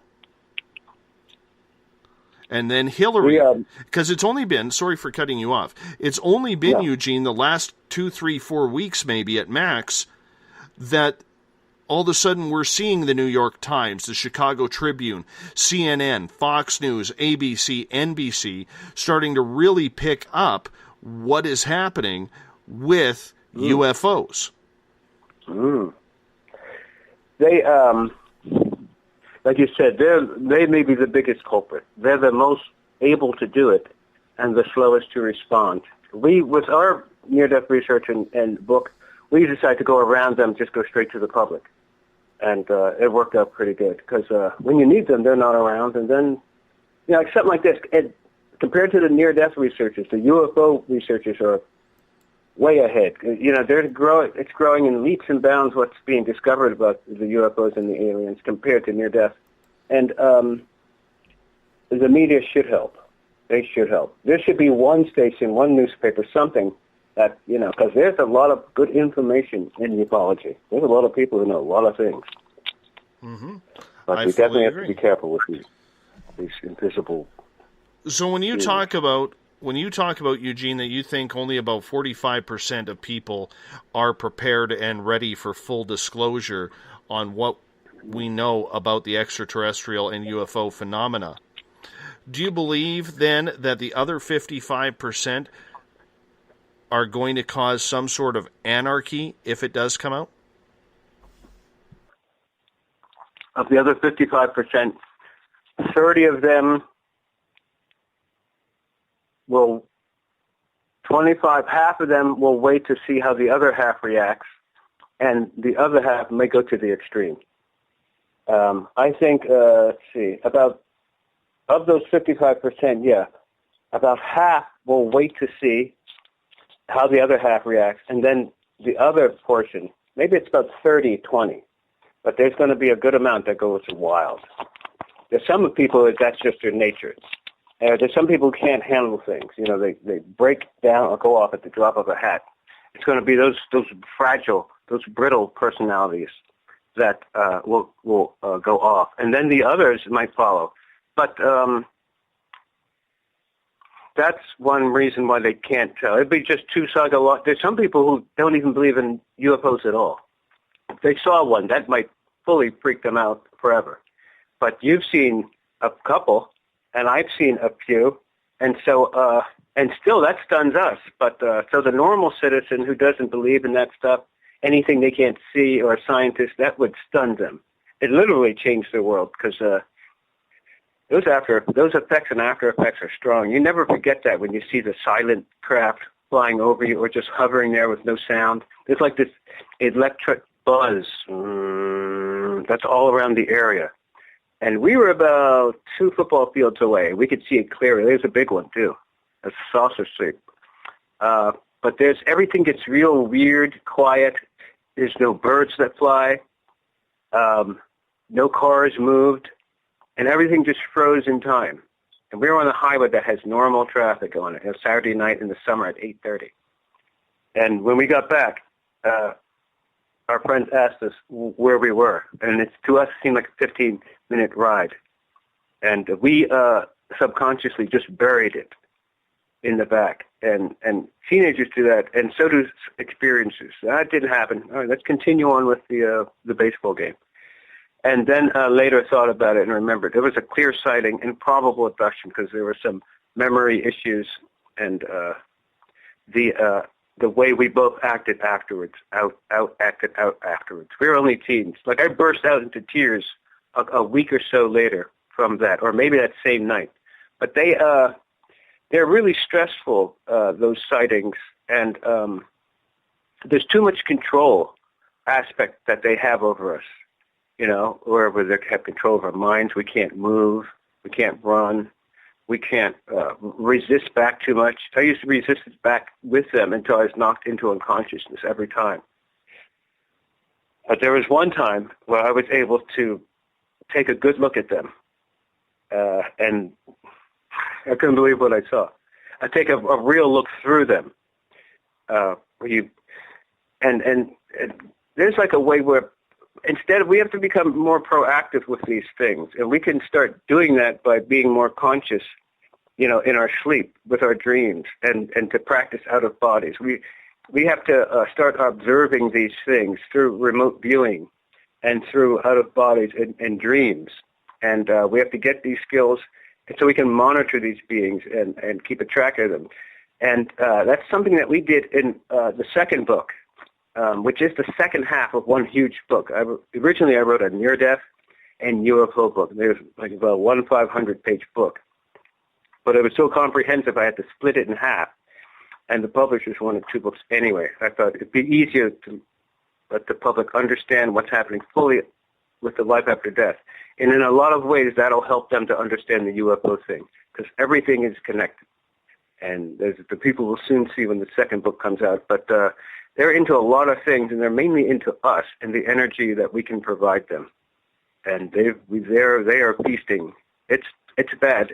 So it's wrong to ignore the people who are having distressful abductions. And if you read Dr. Jacobs' book, The Threat, the stuff that goes on in those UFO rooms that they recovered from, regressions is super demonic. For example, I even hate to say it's like the gang rape of an 8-year-old. It's just things like that. It's just crazy, and that's just one example. You can easily see what it is once you hear a few of these stories. There's a lot of confusion too, because people mistake out of bodies for abductions, and abductions can be done through out of bodies. So we need to find out the basics, what these things are, where they came from, how they do what they do, why they do what they do. In our second book, we've cleared up a lot of those answers, especially the what, who, when, where, and how. and also they're connected in with another paranormal field in a way that it's just beautiful to see. And it's so clear that just like when you're doing crossword puzzle and you're looking for a word and then suddenly it stands out, it's so clear. Once you see the pieces, it all fits into place. And we have a good handle on what these beings are, what they want from us. And a lot of it is not cool. You know, when you're held against your will, you're paralyzed, you're psychologically traumatized, and this happens repeatedly. It's just a lot of craziness. And the good side is cool. They can, you know, go and you know, do like a merry-go-round in a circle with them. But the bad side is devastating. These people, where they're afraid to come out their houses and they're hearing voices and all that. So it's good for the researchers to look into that dark side because they are just feasting on them like parasites, like a demon would. And so there's nothing wrong with acknowledging, just like the Rod Steiger when you had him on, or Brad Steiger. And he acknowledged the dark side, and that's smart to do. It's not good just to pretend like they're not there, because they're fully there in the form of ghosts, spirits, and they're involved in everything. And they roam the paranormal corridors at will. And these beings are the same ones that the world authorities refer to as the controllers, and who I call the controlling agent in charge. So in this second UFO research book, I decided to track and follow, spiritually track this controller. And we had some ideas as to who or what it might be. And I used a twofold method of tracking and stalking this prime controller, who was the supreme being as far as life after death or ufology went. And I merged with it. And with that merging process, it's a twofold process. I always say merge, but there's another aspect of it that I don't mention. But it's a twofold process. It allows you to become one with them. And usually after a UFO or psychic or near-death experience, that brings out that synesthesia or merging ability in people. And, of course, it can be enhanced.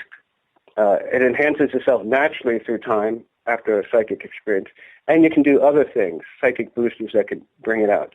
But so I merged with this controlling agent in charge to ascertain what it was and who it was all at once.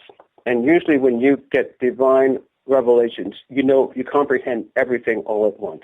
The answer just comes. And you get used to it. But so we found out a lot about these aliens, and we used these merging system. And and just like I said, with the dreams, remote viewings, there are ways where we can monitor. It's not like they always have to monitor us. We can also monitor them, not necessarily individually, but as a group, and learn more about them. Because you just, in that spiritual way, and that would be the way that we'd monitor them, you absorb information just by being in their presence, especially if you consciously decide to question something, or you consciously decide to absorb information about a certain aspect of their psychology or hypnosis, anything. But the more we learn to use our own innate abilities, the more we can easily see and observe, even interact, and merge with these beings. And then when you merge with someone, you comprehend its essence, its nature all at once, and you feel it too. So there's no lying in that spiritual. When you merge into something, and that's one way we can have a handle, or at least know more about these aliens by the merging process. And all people can do it. But we can't just lay back and let them, do anything they want to us, because it's ridiculously demon. The good ones are cool, and people learn a lot, but they don't teach us everything. Some of the big questions, like if they're so well with us, they haven't taught us anything about cancer, how to cure it, all these big diseases, war, growing crops, any of that stuff, they haven't helped us. All they do is extract us and direct us to the next holding cage. It's one Kathleen Turner said that it was like a assembly line, and it is like that. But the more we develop our dreams out of bodies and remote viewing skills, the more easily we can see these things for what they are. And they're kind of like spiritual beings that some are good and some just prey on us because it's energy for them. And they don't want to die. And they don't, all beings, like spiritual beings, with these beings, from what I've known, don't have souls. So in time, they will die, or at that final death, they will die. But humans have that after-death eternal soul capacity, and that's what they want. And, right. Go ahead, Dave. Eugene, I'm going to get you to speak a little bit closer to your microphone on your phone there because it's sounding a little bit muffled, if you don't mind. But while we're doing that, we're going to hop out for a break here at the bottom of the hour. We have a really good question in the Space Out Radio chat room on Spreaker that comes from one of our listeners, Nick Knack, in there. I want to get to that. Eric also has a question in Paranormal Forum as well. We're going to get to that one right after the break. Our guest tonight, Eugene Braxton, America's most experienced mystic. He's with us for the entire show tonight. We will get back to Eugene and you right after this break. Have you ever had an extraterrestrial experience? One you just couldn't explain? Well, maybe I can help. Hello, I am Samantha Mullet. On the second Tuesday of each month, I will join Dave Scott on Spaced Out Radio to bring a human aspect to ET contact. It's something I've lived with my entire life, and I'd love to help you understand. Let's share our experiences. The ET Experience, the second Tuesday of each month, only on Spaced Out Radio. Fairies, Bigfoot, dogmen, trolls, goblins? Hey, if it's cryptid in any way, I'm looking into it. Hi there, this is author Ronald Murphy, also known as Spaced Out Radio's Crypto Guru. Join me every second Wednesday of the month on Spaced Out Radio with Dave Scott, where we will talk about the stories people call tall tales. I will fill you in on the latest sightings and the hidden histories that are causing quite a stir. You can find everything at spacedoutradio.com. Hi there, this is Jolene with Rivulet Reiki and Readings, and I want you to relax. Let me help you chill out and get in touch with your body, mind, and soul. In this busy world, sometimes we need to let go, and this is where I can help. Visit my website, rivuletrndr.wix.com/rivuletrndr, or my Facebook page, Rivulet R&R, to set up an appointment for relaxation, Reiki, or readings, no matter where you are. It's time for you to make time for you. Would you like to expand your clientele? Have you ever thought of online radio advertising? Check out spacedoutradio.com to get your name out there. Our listeners support those who advertise with us, so why not give it a try? We have the most competitive advertising prices out there. Just click on the advertising tab on spacedoutradio.com and contact us today. Are you an ET experiencer, but you just don't know what's going on? Are you too timid or shy to discuss it with anyone? Maybe I can help. Join me, R. Keith Andrews, the first Friday of every month on Spaced Out Radio, and I will help you to find the answers you're looking for. Together, I will help you understand the off-worlders and the true meanings behind your experiences. All you have to do is join us in the Spaced Out Radio chat room. See you there. Every Saturday and Sunday night, as Dave Scott wanders aimlessly in the wilderness, you can come hang out with me, James Tyson, in Spaced Out Weekend. Starting at 9 p.m. Pacific, midnight Eastern, I'll take you along as we talk with some of the best experts in their fields. SpacedOutRadio.com is the place to find us. So sit down, relax, put your feet up. Enjoy the topics like the paranormal, supernatural, intuitiveness, and so much more. Hope to see you there. Hi there, this is your psychic medium Joanna, and I would love it if you would join us every other Sunday on Spaced Out Weekend. With host James Tyson, we'll bring you personal psychic messages on two mediums and a large. Questions about love, life, career changes. We would love it if you would come and join us live. Call in and listen in for the experience. Allow us to open the doors to your other side. Two mediums and a large, heard only on Spaced Out Weekend at spacedoutradio.com. Would you like to become one of our space travelers? All you have to do is click on the Space Travelers icon at spacedoutradio.com. For only $5 a month, you can get access to some great prizes, as well as private monthly shows, newsletters, and a members-only section on our website. Become a space traveler today.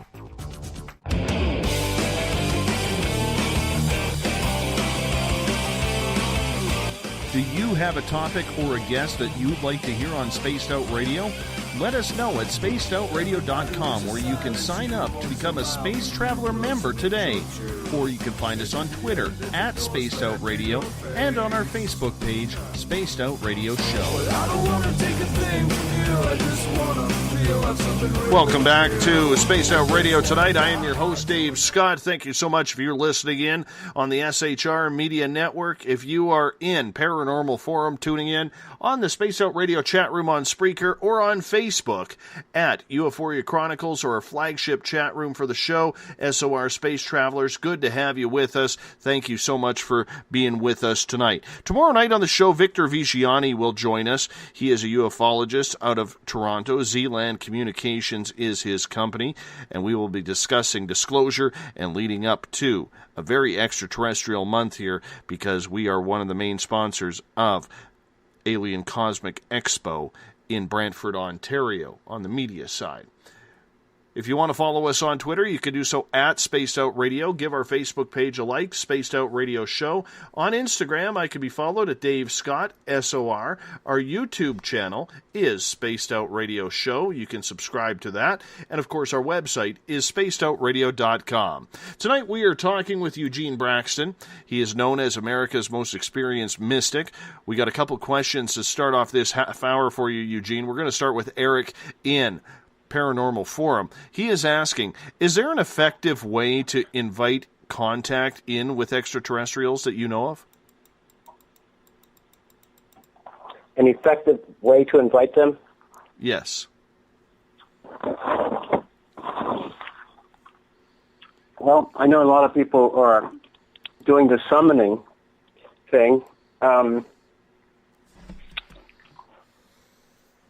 I've seen where that could be possible, and I have a high school friend who wants to try it with me, as well as a friend in Pittsburgh. But I would try to contact them. Summoning would probably be the best way, I think, for a person, because unless a person has kind of practiced for like a year or two, I wouldn't try to contact them in spiritually or in astral form or in dream form, because you wouldn't have as much consciousness, but you'd be more awake to contact them consciously while awake. You'd have a little bit more control. But that would be the way I would do it. Just contact them, summon them physically with some friends too. Mm-hmm. Because I've heard that sometimes things act in the way that you, whatever your kind of preset emotion is at that time, but other times they don't. It's good if you can keep emotionless when these things happen, but it's hard to with the UFO thing. They usually bring out some kind of feelings. Another question from Nick Knack in the Space Out Radio chat room on Spreaker, and I think this is a pretty darn good question. Eugene, could you please profile a person belonging in the 55% group that you speak of that will not be ready for disclosure? Do you believe they are a highly religious person, uneducated? Do you believe they live in a first or third world country? He's just curious. Yeah, I know Nick Knack from the chat groups. He's pretty cool. No, I don't think it has so much to do with like the social level. I think it has to do with more the stability of personality. The education does help, but in some times with these experiences, the education can hurt because they're thinking way too much. And a lot of these things can just be observed and felt to be interacted with. A lot of times the thinking will get in the way of the emotional interaction or feeling. But, and Dave, repeat the question for me, can you? When we were talking earlier in regards to the thought of disclosure. You said you believe that about 55% of the people are not ready for Oh, yeah. it. So he is wondering if you believe who belongs to that group. Profile them. Are they highly religious, uneducated? Do they live in a first or third world country? Yeah. I don't think it's anything like that. I think it's more the personality. I think they would be easily upset, usually physically weaker or easily able to get sick, not healthy and robust. I think they'd be emotionally unstable or unbalanced. Not all of them, but I think they'd be have a fear back nature where they're afraid of anything or everything. But the brittle personality, the tendency to get upset at the slightest thing, the lack of any kind of emotional controls, that more than the social level. I think it's the stability or the cementness of the personality that would depend on who goes off. The less stable ones will definitely go off quicker, and the stable ones may not go off at all. But those unbalanced ones, and they're usually fractured. They may be loners. They may not be. They may be regular, normal people who just freak at something that's outside of their comprehension. But usually they're the ones who are brittle, easily upset, easily frightened, easily misled or gullible, and who take things at first glance or who reacts without thinking. But the more fractured personalities will go off first. Do you believe then that is a danger to the rest of society? Do you believe that there's going to be anarchy roaming around the streets, people shattering windows, causing all sorts of chaos, shooting at everything in the sky, whether it's an airplane, helicopter? Because remember, during Hurricane Katrina, when the rescuers were finally coming in to New Orleans and the surrounding areas, there were people shooting at police helicopters, news helicopters, airplanes, the military. It was absolute bedlam. Mm-hmm. Do you believe that would be worse? Of that 55%, half would take advantage. I used to work with the police, and they're pretty good on percentages on what they think would happen. The 55% who wouldn't like the disclosure news in the ensuing riots or trying to contain the people, they would take full advantage of the wildness, yes. And a lot of people would start to stock up stuff in being in fear of home invasion or in fear of the Martians. But there'd be super fear, because nothing can freak a person out more than the supernatural, especially invaders from another planet, just like the Orson Welles thing. But 55% would go off or go wild. They pack their cars, they head for the mountains, they get guns. And the other 45% would bulk up with protection out of fear of them. You know, because you would need a car, you'd need ammo, you'd need cash, and that would be wild. But I think the government has containment systems, like with FEMA and then the state police. They would link up in the event of a national thing like that, whether it be a city uprising or some kind of UFO thing. They would contain you, I believe it, even if they have to blow up a city. So the public is kind of stuck. But of the 55%, half of those would get involved in larceny and troublemaking if they could to take advantage. And then 13% of that 25% would simply go crazy, hang themselves, go off. We have enough people going off, walking down the streets naked. And so definitely 55% couldn't handle it, would freak out, start drinking. Half of them would go crazy.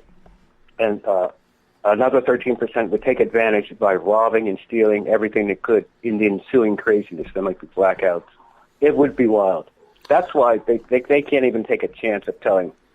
Because you know how they see us. They see us as the regular Archie Bunkers or Homer Simpsons or Urkels or whoever, but they don't see the public as they really are. The public has some bright individuals in it, but they see us as all this dumb audience, you know, Tonight Show or something audience, and they're not like that. They're the opposite of those kind of audiences. So, but they're not going to tell us nothing. We have to either get it from the truth or somehow get it from them. But they're not going to give the regular people. If you were in power, you had this kind of esoteric, forbidden secrets. You're not going to just tell any farmer or any inner city ghetto clown those kind of deep secrets that could change their world. They're just not going to do it. There's too much knowledge there. And they don't, the governments don't share the wealth. They got people lying in the streets here and maybe in Canada, homeless and stuff. And they don't, it's rough. But you can't go against them, even though they may not care fully, but you can't go against them. So kind of stuck. It's better for us to just, as experiencers and researchers, just go and do our own findings. The government will soon come to us, because we're the only ones who really know, because we're the ones who go through it. So we got to keep that experiential power. And in fact, even if you have to, from unscrupulous researchers who will classify the experiencer who gave them all that information as subject X, and they go and write some book and are sitting with Oprah. So the experiencers have to learn to protect themselves, and they have some valuable information, and they should write it down and think about it and see what other people. But the experiencers are the ones that have the vast info. And the scientists, they really don't know. A lot, if they had that God factor helping them with their research, Albert Einstein believed in God when he died in the end. He admitted that there's no way this universe could be made without that, and everything is arranged in such a way that it's perfect. So it's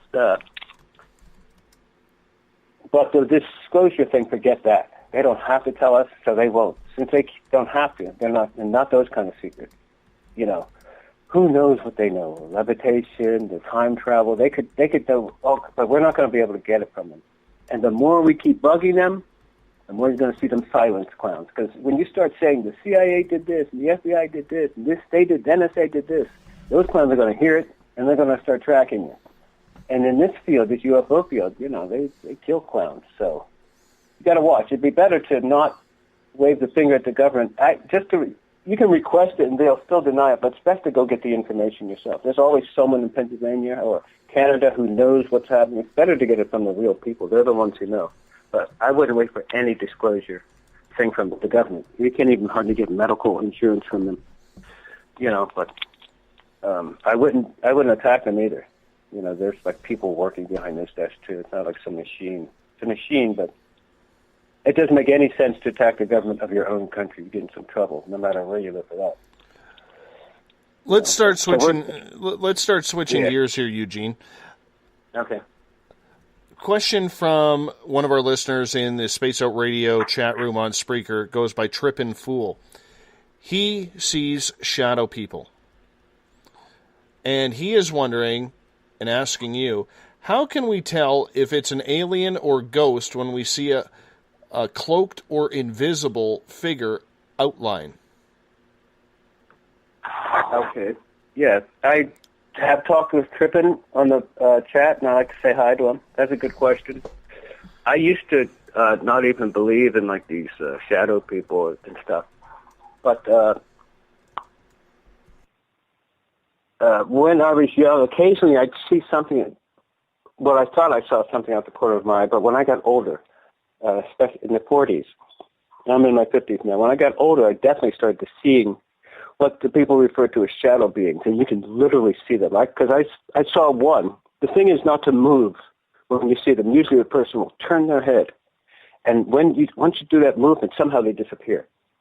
So I said, and I was in my room one night, and I saw what looked like a blur of movement, small, right about the baseboard height, moving out the corner of my eye. And I knew I saw it because I have good eyes and they don't play tricks like that. Usually when people think they do see something, they usually do, because the eyes are, or maybe they saw something, a reflection or something. The eyes are pretty good super cameras, and they pick up stuff.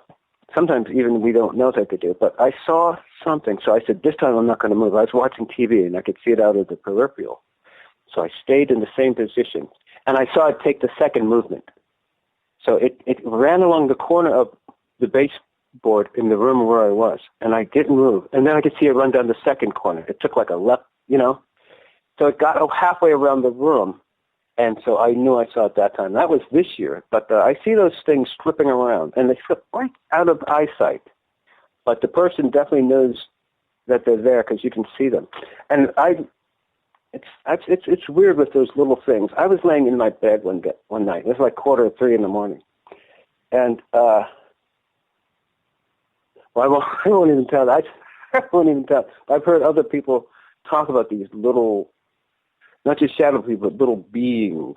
But the shadow people, I've seen them. And the best thing I could say is when you see them or think you do, try not to move, to turn your head, because they seem to stop and disappear. It's like when you look at them, then you can't see them. But when you don't look or use that side vision, then you can see them. I saw one, he moved, and then he moved again when I didn't move my vision. When he thought I wasn't looking, he moved again, and that time I saw him.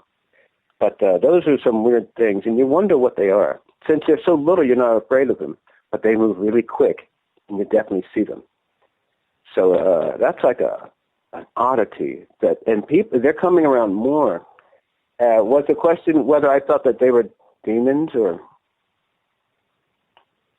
Yeah, he was wondering if you were able to tell if they are cloaked or invisible beings, if they are of extraterrestrial descent or of spiritual descent. Okay. I see. The one I saw seemed to be cloaked. You could see the outline, but nothing really in the middle, except something darkish. But you could see the outline of some kind of little figure running, and he was moving, like sprinting, like the Flash, the comic book hero. As far as being what the origin of those things are, sometimes it's better to not even wonder and just observe what the thing does or your reaction to it.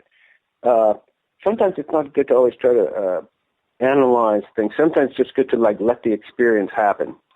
But if it's not readily apparent, then you have to dig deeper. But as long as the person can verify that they literally actually saw it, and it wasn't an illusion or hallucination because they were thirsty or had too much beer, then that's really all that's necessary at that moment. And then you want to look for it again, because chances are it'll probably show up again. And because I've seen those shadow things flitting about the corners, and you get so used to them that you can almost ignore them or pass them off. But you wonder what the hell they are. It's like scrambling around your ankles like that and moving quick where you could barely see them. But they're real. And I wouldn't worry, since they're of no kind of physical threat, since they're so miniature. I wouldn't worry if they're what they are, as long as they're not big enough to hurt us. But you see them, they're just doing their thing, and then they're gone. But I don't, as far as what their origin is, the spiritual of some kind and miniature. But they're definitely real, and that's pretty interesting. They're so fast, though. A camera. If you had, if there was a room where they always happen, or a hallway, but they just seem to happen randomly, even maybe outside, And it's no trick of the eyes, because I've had my eyes checked 3 times this year. And it's not a trick of the eye. The person actually sees something. But what it is, it's hard to figure out. They're so quick, they're gone. But I literally saw, Dave, one of them, it wasn't a shadow being, but I was laying on my stomach one day, and I saw these little beings. They were blue, kind of like those Smurf beings. And they were except in human, they were marching across my stomach. And I was like, what the hell? There were 3 of them. And they marched right across my stomach. And I let it happen. And then it just kind of dissolved out of view. I didn't move either. I looked from the corners of my eyes. They just kind of dissolved out of view or dematerialized. But there's a lot of weird and interesting things that happen. And then when they happen, just let them happen. Try not to react to them or try not to analyze them. Just let the experience happen and then analyze it later. But those are some curiosities, those shadow things. And they flit and move about. Yeah, the person is definitely seeing something. Let's go to out-of-body experiences here, because this is one topic that just gives me the heebie-jeebies. And I know you laugh every time I say that, because I've told you that in private as well. You'd love it. Well, I don't know if I would, because there is something. I remember. Sometimes I love amusement park rides. There isn't a roller coaster in this world I will not ride on. I'm a roller coaster fanatic. Yeah. But I remember I used to have dreams of being on amusement park rides where they just wouldn't shut off. And you get that weird sensation in your stomach that just doesn't feel right when it's moving up and down. And not that you're going to vomit or anything like that, but I look at that in the same way I look at OBEs. And I just couldn't fathom the fact that I am floating out of my body, out of control, being held on by an elastic band that is getting thinner and thinner and thinner to the point where it's almost like fishing line. And then all of a sudden having it snap right back. I just don't get it, Eugene. Yeah. That cord, it gets thinner and thinner and thinner, but it does, the farther out you go, but it does, it will not break. Like a human cannot break it.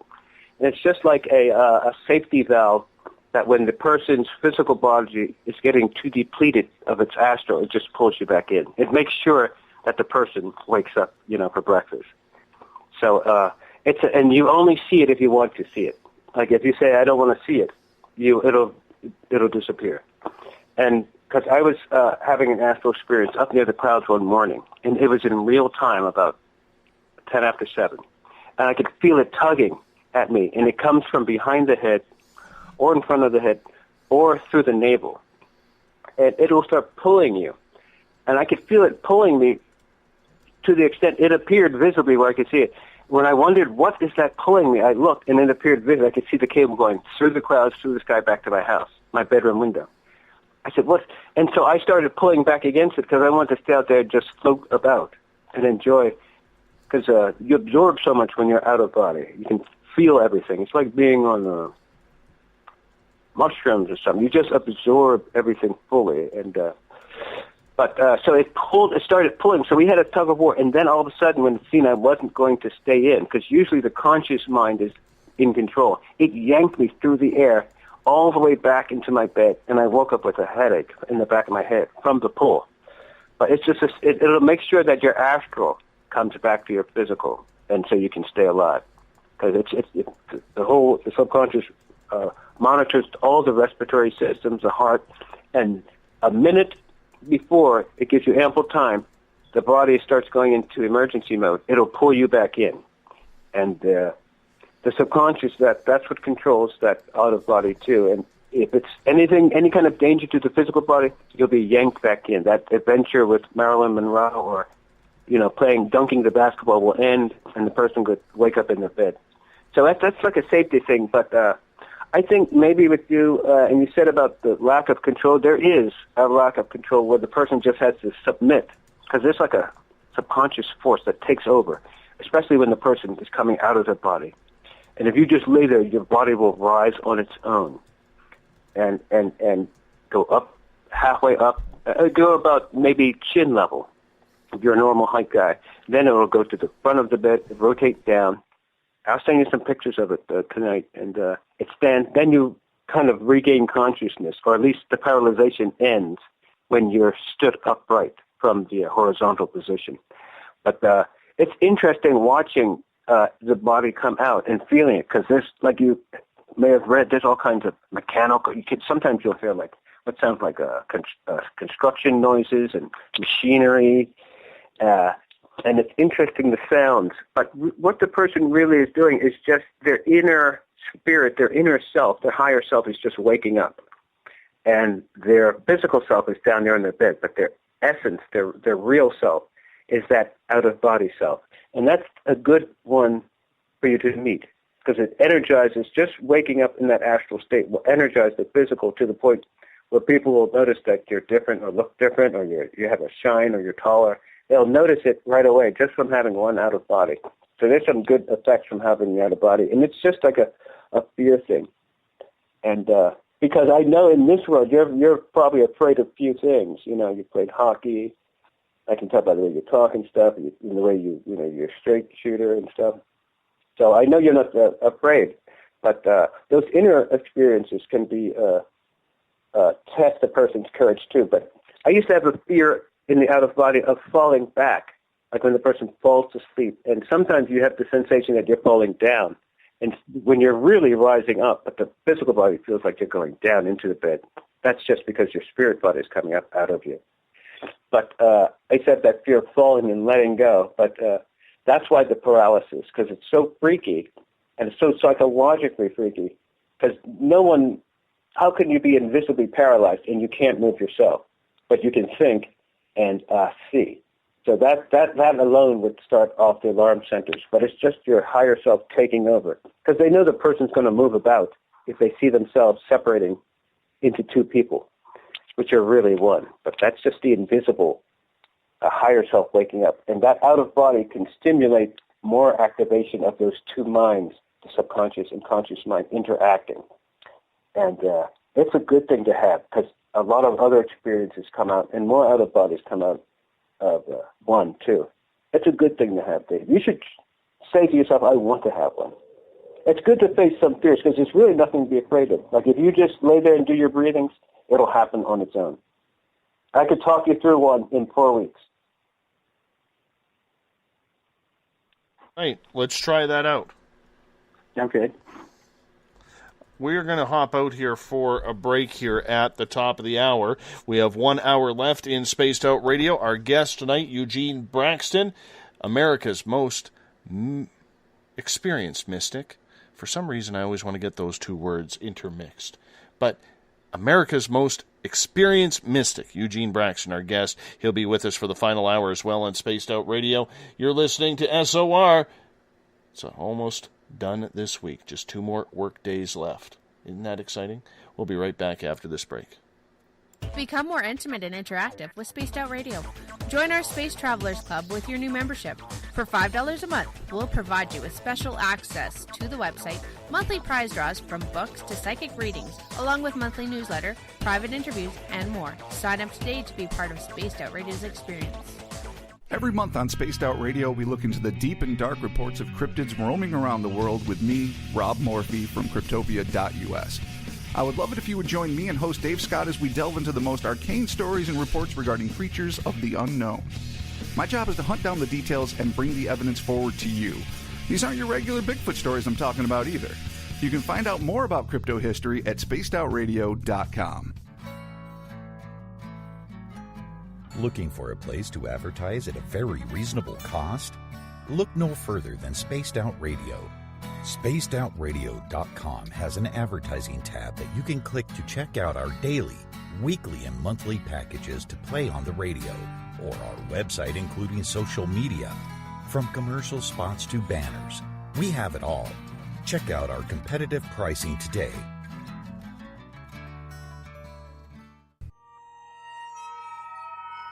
You hear footsteps in the empty room above you. A rocking chair begins rocking by itself. Don't be afraid of the things that go bump in the night. Reach for Spirit Storybox, the iPhone app the Huffington Post UK called the only ghost hunting app you will ever need. Spirit Storybox. The spirits are telling their stories. Are you listening?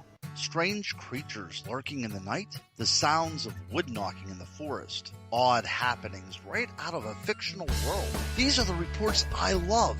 Hi there, this is author Ronald Murphy, and I would love it if you join me and Spaced Out Radio host Dave Scott the second Wednesday of every month on our journey into the unknown land of cryptozoology at spacedoutradio.com. From Mothman to Frogman and everything in between. Hey, they don't call me the crypto guru for nothing. Is the 24-hour world starting to wear you down? Let me from Rivulet Reiki and Ratings lend you a hand. Hi, this is Jolene, and if you're in need of Reiki or a realm reading, come to my website, rivuletrr.wix.com/rivuletrr, and let us help you out. At Rivulet, I specialize in healing your body, mind, and soul, no matter where you are. And be sure to check out the Rivulet R&R Facebook page for your best deals. Remember, it's time for you to make some time for you. Find yourself constantly looking up in the sky, looking for answers? Have you had extraterrestrial contact? Are you an abductee? Looking for answers to your experiences? Hi there, I'm R. Keith Andrews. Spaced Out Radio's resident ET expert. Join me live the first Friday of every month where I take questions from the Spaced Out Radio chat room and help you understand those from the far-off world. It's 2 hours of knowledge every experiencer should listen to. Hope to see you there. Did you know that Spaced Out Radio runs 7 days a week? Hi, it's James Tyson from Spaced Out Weekend. Every Saturday and Sunday night, starting at 9 p.m. Pacific, midnight Eastern, you can join me and my guests for some great chatter about what's going on out in the universe, or even in that dark part of the basement you really don't want to go back into. Well, let's find the answers to your experiences together. So come on up to Uncle Jimbo's cabin on the weekend. For more information, look us up at spacedoutradio.com.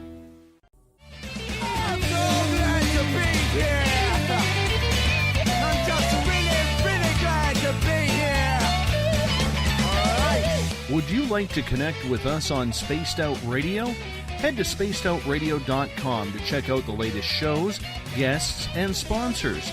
And don't forget to sign up for the Space Travelers Club. You'll find all you need at spacedoutradio.com. Welcome back to the final hour of Spaced Out Radio tonight. I am your host, Dave Scott. Thank you so much for being with us. Appreciate you taking the time. If you're listening in on the SHR Media Network, if you're on the Space Travelers page on Facebook, along with UFOria Chronicles, Paranormal Forum, and the Spreaker chat room here at Spaced Out Radio. Always a pleasure to have you all with us. Thank you so much for being with us. Tomorrow night on the show, Victor Vigiani will join us. We're going to talk more UFOs and disclosure leading up to the Alien Cosmic Expo in Brantford, Ontario. And that'll be an interesting topic indeed. I want to remind you that you can follow us on Twitter at Spaced Out Radio. Give our Facebook page a like, Spaced Out Radio Show. On Instagram, I can be followed at Dave Scott, SOR. Our YouTube channel is Spaced Out Radio Show, and our website is spacedoutradio.com. Tonight we are talking with Eugene Braxton. We talked a lot about ETs, disclosure. We've been talking about some out-of-body experiences. I got a question from Bill Cardwell in the SOR Space Travelers on Facebook to kick off this half hour for you, Eugene. And the question is, if someone wants to have an out-of-body experience but has been unable to do it, what steps can they take to help it happen? A lot depends on what they're doing, but the best steps to have an out-of-body is to have a regular bedtime, to do regular meditational breathings every night and every day if you can, but especially every night. Be in good health, be in a good mood, especially when you go to sleep, and try to be normally. The breathings will, what you want to do is extend your continuity of consciousness. You want to fall asleep physically while mentally staying awake, and the breathings will help you do that. Because you literally want to count them if you can. Usually, they say a good number is to do 18. Usually the person is asleep before they get to 18 because their body starts filling up with air and it knocks them out easier. But if you count and do your breathings, you do that regularly, you'll be able to go deeper into the sleep state while staying awake, and you'll start to hear things first. Then you'll start to see things in your mind, and also during the out-of-body.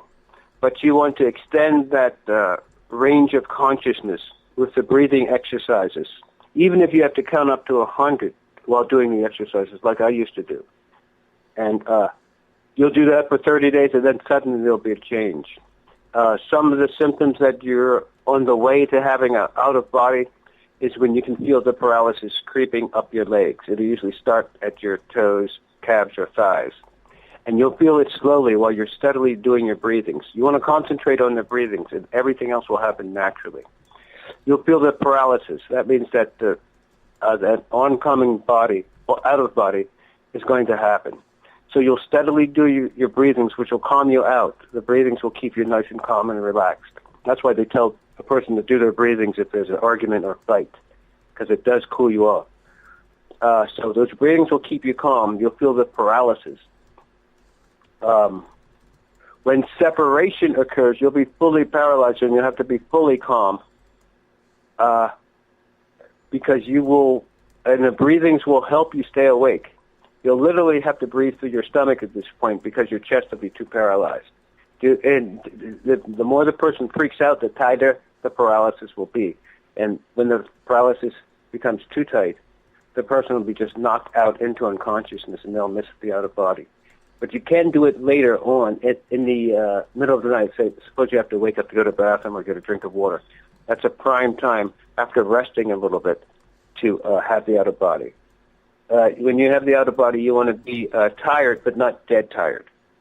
A good time to have try an out-of-body is an afternoon nap, or when you wake up in the morning and it's a weekend and you don't have to get up and you go back to sleep, because you don't want to be overly tired, but you want to be in a relaxed mood, like the kind of mood where you're riding on a bus, and you're going to Atlantic City or to the shore.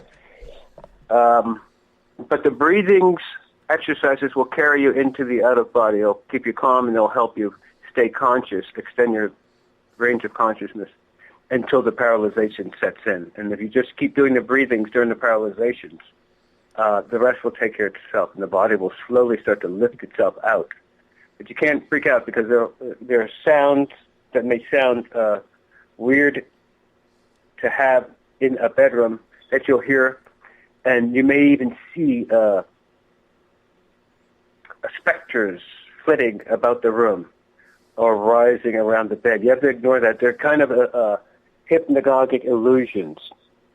A person may think that they're seeing parts of the spiritual world, but they're really not. That's just mental illusions caused at separation.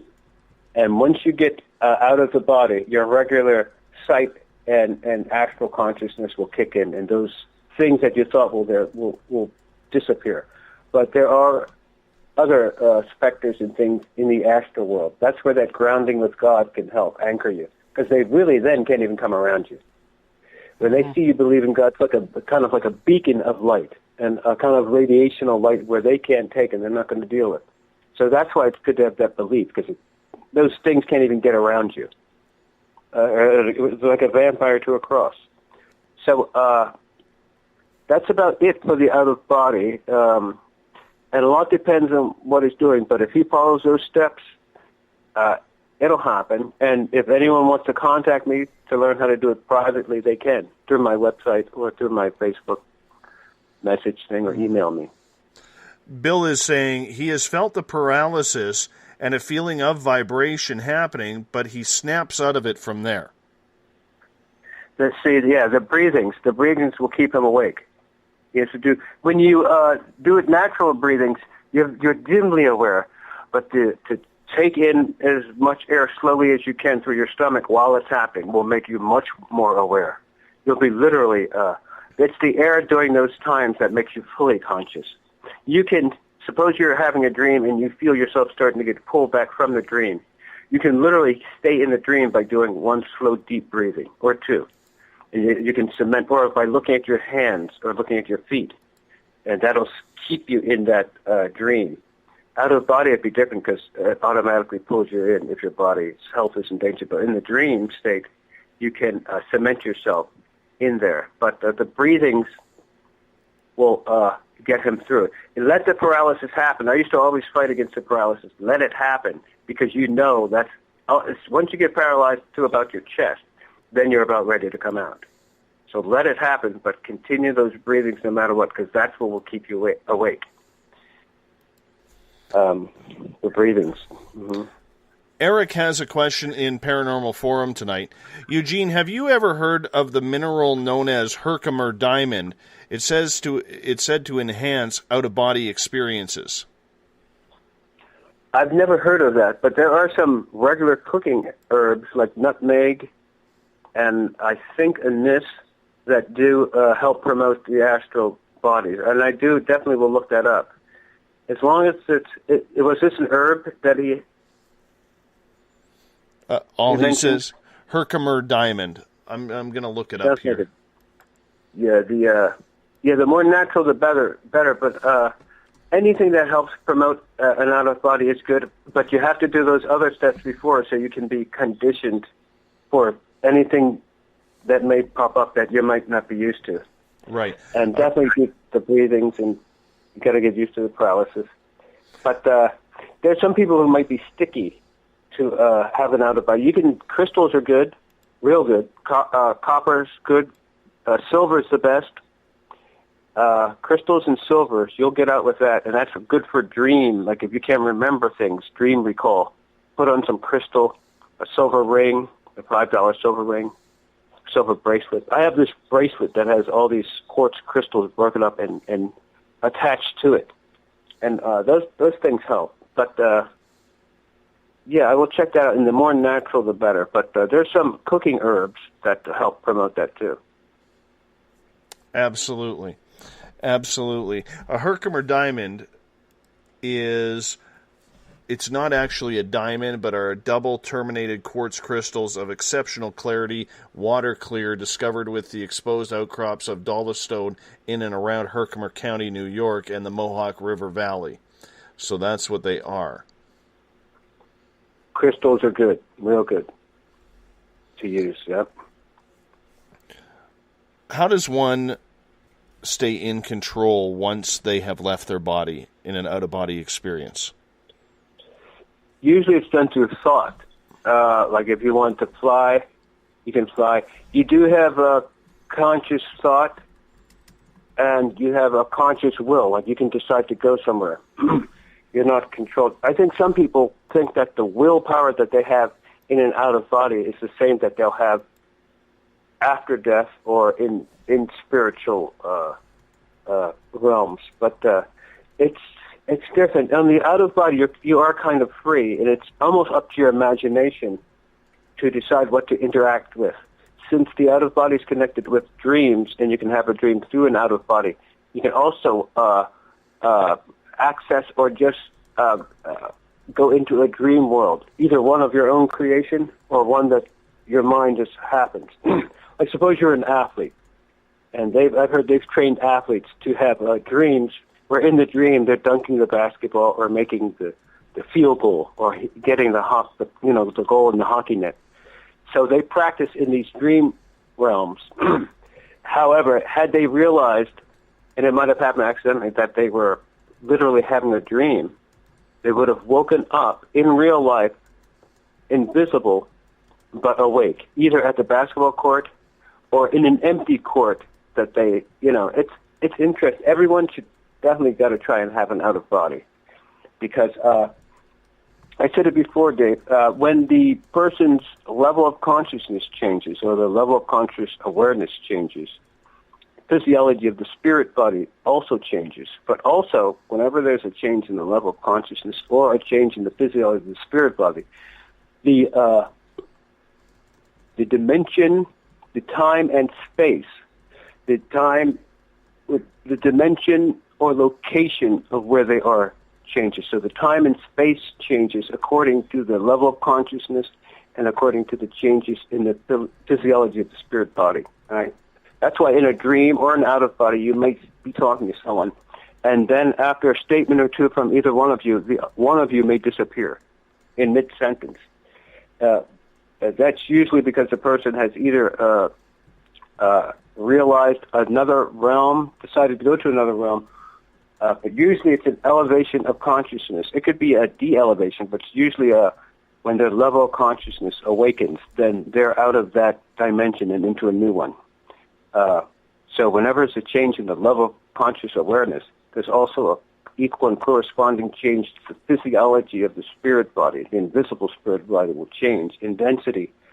And also the time and space, the location and the time of the location and dimension of where the person will be able to change according to the change of consciousness and in the physiology.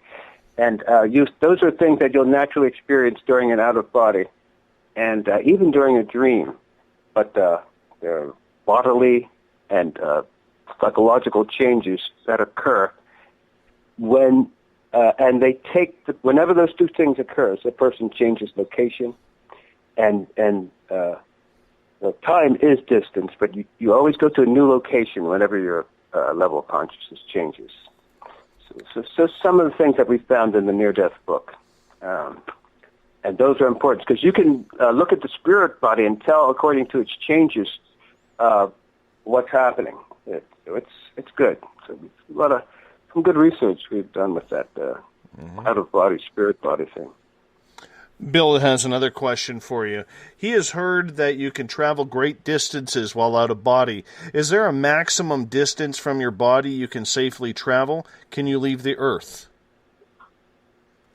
Well, the maximum distance that you can travel from your body is 200 feet. No, I'm just kidding. There's no distance that you cannot go in this astral body or your spirit form. There's no time limit either. You could go in time, you could go ahead of time. The only limit is the person's conscious awareness. And the first thing that we have to do is elevate our conscious awareness. And it's easily done. And so then the only limit then is your imagination or your fear factor, where you are afraid to go. But anything's open, especially when you are in connection with your higher self. It's not the boss. The conscious self is, but the higher self has access to anything, any information. And that's not even the level, the super conscious level where God is.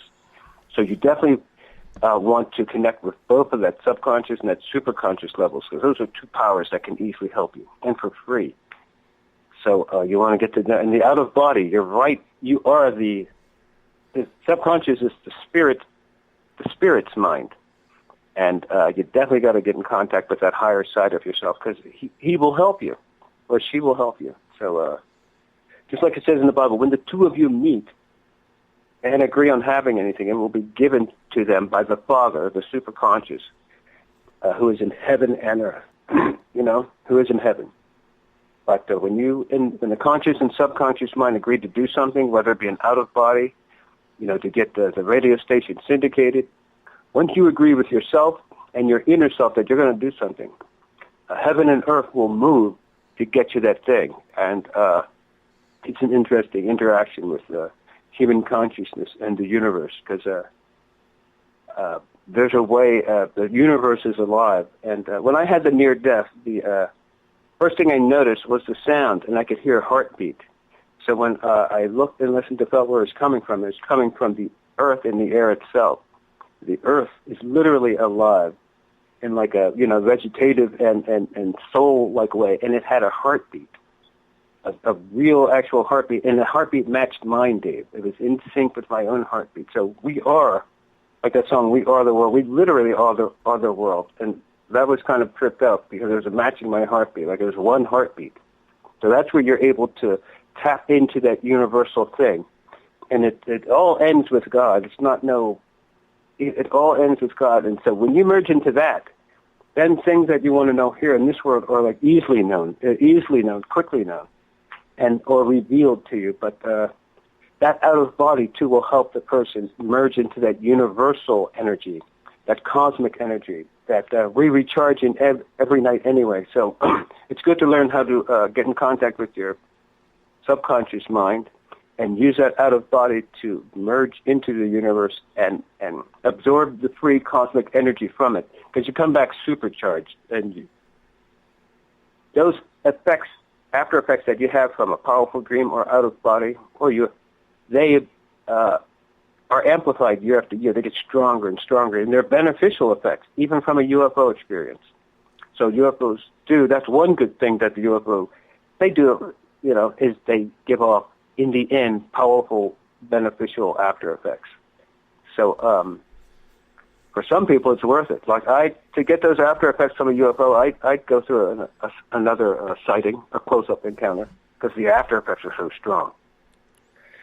And especially from that near-death and UFO, and from the out-of-body. But Dave, I think you should definitely try the out-of-body. Well, I can tell you this. Oh, I'm sure I have. As someone who doesn't remember his dreams, like me, and there's a lot of people out there who do not remember their dreams. Are you able to fully recollect what is happening during an OBE? Yes. Yeah, if you have an out-of-body, it will seem like a dream to you until you wake up, and then you'll notice the differences. But you'll remember the out-of-body, which will mean that it was more than a dream, because usually our dreams fade away once we wake up and start scrambling for the business day. But the out-of-body, you'll remember that well, and you'll remember it all your life, because it's something that just, as you just absorb, and it's so natural. To the person, it feels like their real self, and you feel like you're in the real world. The vision is slightly different. It can be crystal clear, and also it can be like you're looking through a prism where there's all these silvery reflections. Usually that's in sunlight, where you get the extra rays that you normally couldn't see. But if you want to look 10 miles away, you just think about where you want to see your grandmother's house, and somehow your eyes magnify. If you want to see how your kid is doing, you just think about it, and with that 360-degree vision, you can see them either where they literally are or in your mind's eye. But the after effect and experiences are worth more than the fear of not having them. And the person, like, see, Dave, you work a lot. You're a workaholic and stuff. So when you sleep, and you sleep right through it. And maybe there's other people like it a full 8 hours. I don't think you do, and I know I don't. So sometimes we might have a tendency to sleep through ours, but on one of your day off, that would be a good one. You can get some extra sleep, because if you're too tired, the person will sleep through it, because the physical energy comes first. But a little extra sleep, and an unexpected nap, and you could have one. If the person thinks, I'm going to have an out-of-body when I go to sleep, that alone could get them one. There's ways where you can avoid the paralyzation and just jump to the out-of-body state. You just picture yourself in advance. You program where you want to wake up at. I think we touched on that on the last thing, and we could talk about it here, but I definitely can tell you in private how to do that, Dave. But you can literally just visualize yourself to a certain spot, and when you believe that you're dreaming that you're there, you're actually there in out-of-body form. All you have to do is wake up. And that's why sometimes people will even put a sign there, you're having an out-of-body. Like I used to put this $5 bill, and I put it on a Xerox machine, made a copy of it. And it would stand in a field of grass, just all green grass, and alone with that sign. And I would have a vision that I was flying there. When I got there, I'd read the sign and realize I was awake because I saw the $5. And it can be done like that. You can spin yourself into an out-of-body by imagining that you're spinning around and around as you're going to sleep and visualizing the place where you want to wake up. You'll think that you're imagining it or half asleep, but actually you have just kind of walked into it. But those breathings are the key to having the out-of-body, because why have it if you can't remember it? And those breathings will help you remember it and help you stay awake longer. Because you're going to have it. The person either falls asleep and misses it or stays awake and has it. But they can be had, and they're worth it, too. Well, you know what? It's something that would absolutely still freak me out. I know I've said that. I know I've said that a number of times, but it's one of those things where I just cannot fathom going there as of yet. I just can't. And maybe that's just me. Maybe it's my own internal fear that is keeping it away from me. But it just seems like being so out of control. And let me ask you this then, because a lot of people who suffer from depression and anxiety, such as I do, Eugene, always fear losing control because it's uncontrollable. So do you think people with depression and anxiety can have this experience in a positive light? Yes, I think they can, because I had a brother who was just like that. I think they can. Those breathings will help keep them calm, and the peaceful aspects of it, and because everything is like, let's see, like that scene in, let's see, how can I describe it?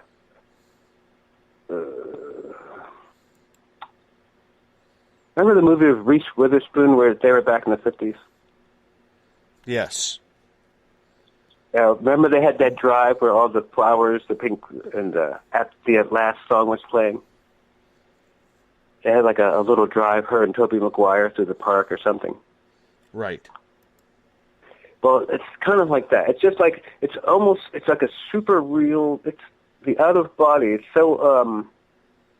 It's so perfectly serene and natural that the person, once you have one, you'll definitely want to have one again, and you'll be more inclined to have one again. But it's really just the person's higher self waking up, and you get to see the universe in a whole new way, and you get to be part of it. You get to be the part of it that you knew that you always were. You're much more in contact with the divine, and you absorb things from the universe that more when conscious that you couldn't do in sleep. Like when we sleep, we recharge in our astral body, but we're asleep. But we can absorb so much more if we're awake in the astral state. And that absorption thing is a good thing, too, because there's a lot of beauty out there. And the person, if they have any kind of supreme belief factor, they'll be fully protected. No demon, nothing like that will come to them. Nothing will try to get them while they have the other, but they'll be completely protected.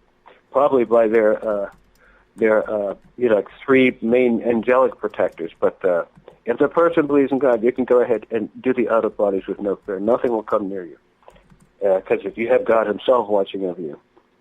But it's worth it to fly, to hear the sound of colors, to see your children in the future if you wanted to, make sure that they're all right. It's so worth it to expand your mind so much that it's well worth it. And the person, that's a well that the person will go back to from and drink from again and again. Because you know things, or things work for you. It's like a magic switch. When you wake back up in this world, things start clicking, the things that, it just elevates everything, especially for you spiritually and physically. Things you're just in tune. When you're in tune with the universe, you're really in tune, and you can wake up and use those things here in this world. And you have the right and good intentions. And a lot of times, like criminals and stuff, they don't get too far when they try to do things in those ways because their intentions are already known, and they're going to be limited. But the one who has good intentions to use those experiences and abilities for good things, they'll go high. And you have those kind of intentions, Dave. It's easily seen. These days, there's like no hiding with people. You can usually, not always, but usually see what they are, or they make themselves known. But the good intentions is, you have every good reason to do it. You know, but the fear thing is, I was afraid too of flying, of being floating in air, of something gripping me. But you can bypass the paralysis and just go have the outer body through a dream. You have a dream that you're pushing your kid on the swing, and then when you realize that this is the dream you programmed, you suddenly wake up. It's better to do it when you're having a dream when you're alone. But you can go have an outer body through a dream. You can literally, tonight, say that, picture yourself climbing a ladder, and when you get to the top, there'll be no way down except for you to either jump or fly. That's the kind I had. But you can literally run along the street in a dream and jump up, and you will fly. And once you realize that, wait a second, this is a dream, you'll snap. That level of consciousness will change. Your spiritual body will change into it won't be a dream body. It'll be a literal, invisibly solid astral body, your real secondary afterlife body. And you'll wake up in real life, but invisible. You can walk down the street at night. It's an interesting thing, and I want to have some more too. All right. Yeah. Eugene, I'm going to cut you off right there. We are going to go to a break here at the bottom of the hour. When we come back, we're going to switch from OBEs into near-death experiences. NDEs coming up on Spaced Out Radio right after this. Are you interested in advertising on Spaced Out Radio? Head to our website at spacedoutradio.com and click on our advertising tab. There you will find an assortment of ways you can get your product out there with us. From the radio, commercials, to banners, to social media. Have a product you'd like our host to endorse? We can do that too. Visit spacedoutradio.com for more details. Visit purpleplates.com today For over 40 years, the Purple Energy Plates have been delivering amazing results for their many customers. Inspired by the great genius Nikola Tesla, the harmony, healing, and energetic effects of the plates have proven over and over to be beneficial and often miraculous to thousands of customers. With their money-back guarantee and the many benefits, how can you afford not to get one? Check their site for daily specials and choose from their many energy products. You won't be sorry. Right here, this is where we divulge the fruit of our research. Here on the Webster Phenomena every Saturday night at 8 p.m. Pacific, 11 p.m. Eastern on Spaced Out Radio. Attention Spaced Out Radio listeners. For only $5 a month, you can join Spaced Out Radio Space Travelers. Your membership at spacedoutradio.com will give you access to private fan area on the website, get you a monthly newsletter, draws for monthly swag, and a whole lot more. Sign up today to become a part of the Spaced Out Radio experience. Strange creatures lurking in the night, the sounds of wood knocking in the forest, odd happenings right out of a fictional world. These are the reports I love. Hi there, this is author Ronald Murphy, and I would love it if you join me and Spaced Out Radio host Dave Scott the second Wednesday of every month on our journey into the unknown land of cryptozoology at spacedoutradio.com. From Mothman to Frogman and everything in between. Hey, they don't call me the crypto guru for nothing.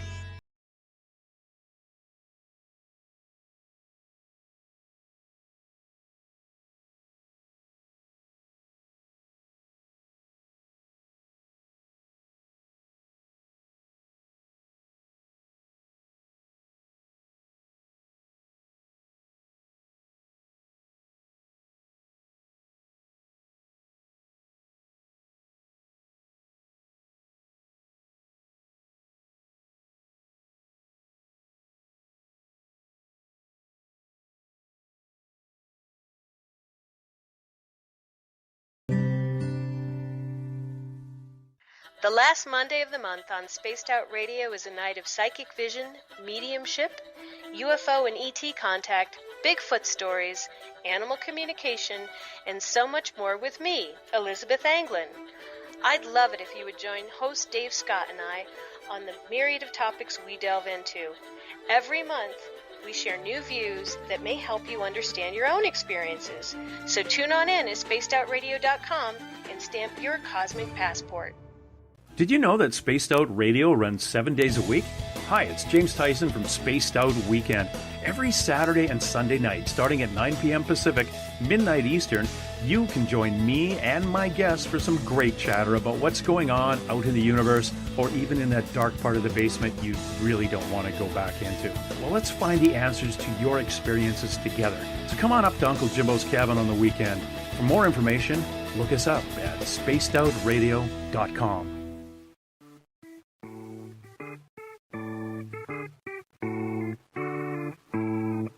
Missed most of tonight's show? Don't worry, you didn't miss a thing. You can head to our website, spacedoutradio.com, and download our archives for free. And don't forget to get your Space Travelers membership today. Now, back to tonight's show. Welcome back for the final half hour of Spaced Out Radio tonight. I am your host, Dave Scott. Thank you so much for joining us on the SHR Media Network over in Paranormal Forum. Who's listening in there? The Spaced Out Radio chat room on Spreaker and on Facebook, Euphoria Chronicles, as well as the SOR Space Travelers, our flagship chat room. Thank you so much for being with us. A great show tonight with Eugene Braxton. We're going to bring Eugene one more time on in just a moment. Tomorrow night on the show, Victor Vigiani will join us from Zealand Communications. He'll be speaking at this month's Alien Cosmic Expo in Brantford, Ontario. And it's going to be a good conference indeed. We're going to focus a lot on ETs and disclosure this month because we are a sponsor of the Alien Cosmic Expo. You can go online, Google it, and find out about it today. If you're on the East Coast, it's well worth the trip north to take in this conference. Remember, you can follow us on Twitter at Spaced Out Radio. Give our Facebook page a like, Spaced Out Radio Show. On Instagram, I can be followed at Dave Scott, SOR. Our YouTube channel is Spaced Out Radio Show, and our website is spacedoutradio.com. Once again, we bring in Eugene Braxton. We've been talking absolutely everything tonight, from ETs to OBEs. Now we're going to get into the NDEs, near-death experiences. Eugene, I've had a lot of people on this show discuss this topic, probably not as thorough as you have on previous episodes with James Tyson. But this is either a very enlightening or a very scary encounter that people have when their body goes through a traumatic experience, maybe an accident, maybe cancer, maybe a blood clot, something along those lines, and they see what is on the other side. What are people seeing? You say during a near-death or? Yes. Let's see. When people have a near-death, usually, the memory is a factor, but when they do see things, and it's often a mixture of illusion and reality, but children see grandfather figures sitting in a chair. There are lakes, scenic mountaintops, lakes, grassy fields. There's been experiences have seen cities of gold. In a more non-illusionary way, and those things are real as far as illusions, but the real illusions in the way that they're so real that they'd be more real than anything we could experience here on Earth, even though they're illusions. But in reality, they would see fogged backgrounds, like especially with the life review.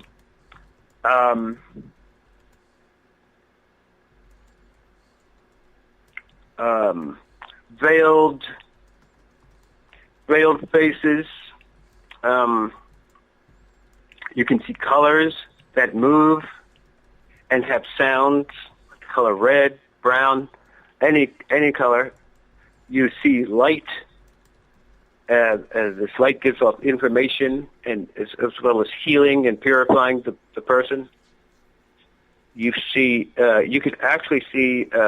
There are moments in the afterlife where you have a lot of people talk about the control that they have in the afterlife, and you do have some, but it's not all control. I mean, you have some moments when you can explore and look around on your own free will, and you have conscious thought, but there are other times when you are just assigned somewhere like the life review room, or put when it's time for the judgment, or the white lights, or when you're going into the white lights. There are certain specific events that happen that the person's going, certain stages that happen that the person goes through naturally because they have to progress higher and higher.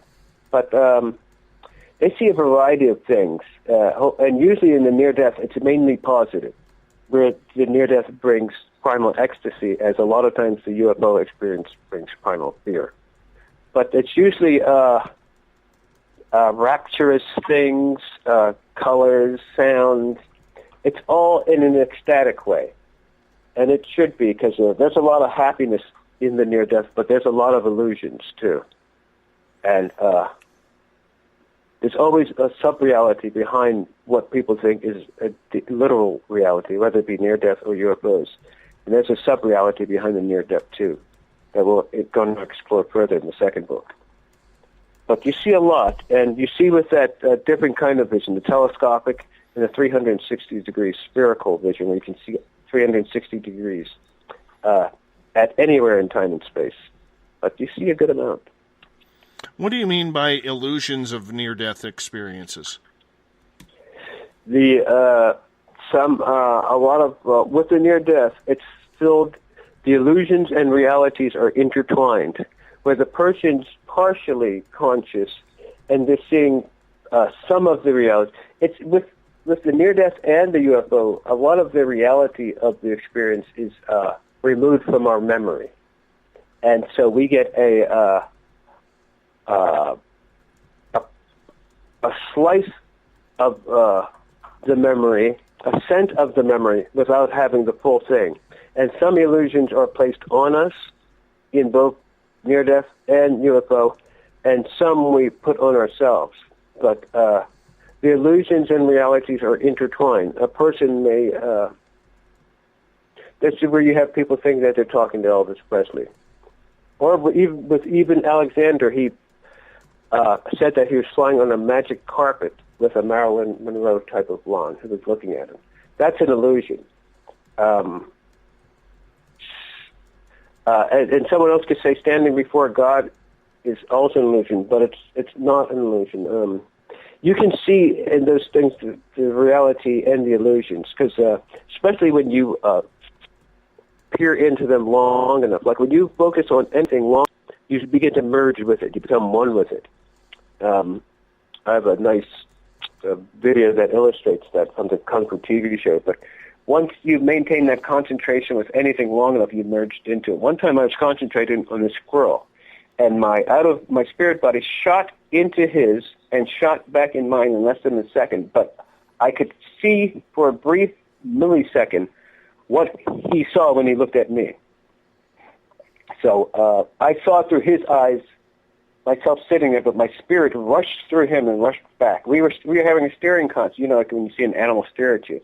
So I stared back into him, and without realizing or wanting to, my spirit just merged with his, in and out really quick, in less than a second.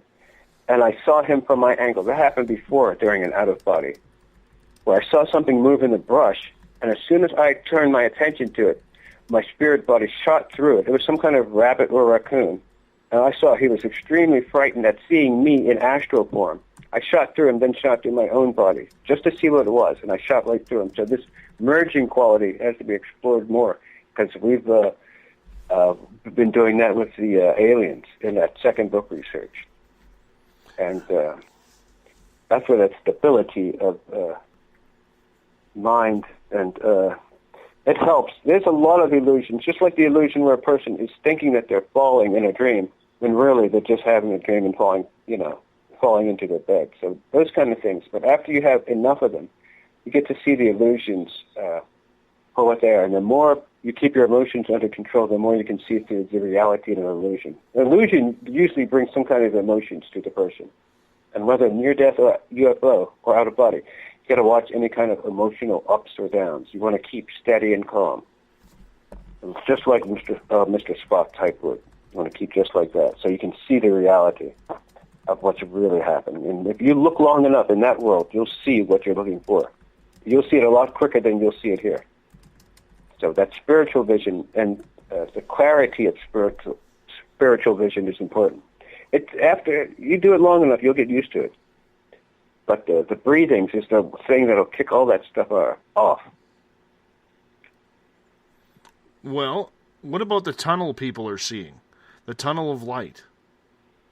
In the near-death? Yes. That's an illusion. The tunnel is really when the person is coming out of their physical body. The person is paralyzed with rigor mortis. They believe that they're going through a tunnel, when actually their spirit body is just coming out of their physical body. I've had so many that I know exactly that tunnel feeling. You know, the person feels like they're squeezed in or compressed. I used to have a thing where I felt I was in a coffin. That was the tunnel type of thing. And the tunnel is really where the person is paralyzed and they're changing into spiritual form, but they see it as a tunnel. And usually that spirit comes out of the head area, the front or the back, and that's where it can be perceived as a tunnel too, because it's something big coming out of something small. But there is no actual tunnel. It's a spiritual illusion. Does it feel like flying?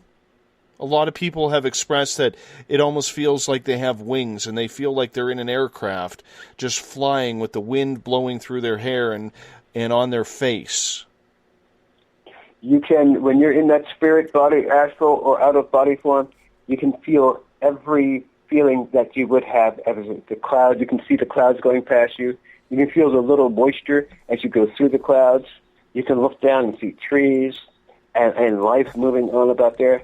You can breathe the air. You can smell the air. Even though you're in astral form, you can actually smell it better in astral. But you can see the clouds. This would be in real time, too. And in that astral form, you merge with it. You merge with everything: the sounds, the lights, the sun, the universe, that heartbeat that the earth has. You are the same thing, and you're one with it. And that's where that universal knowledge and that cosmic knowledge comes in. And you're taking a cosmic bath in cosmic energy.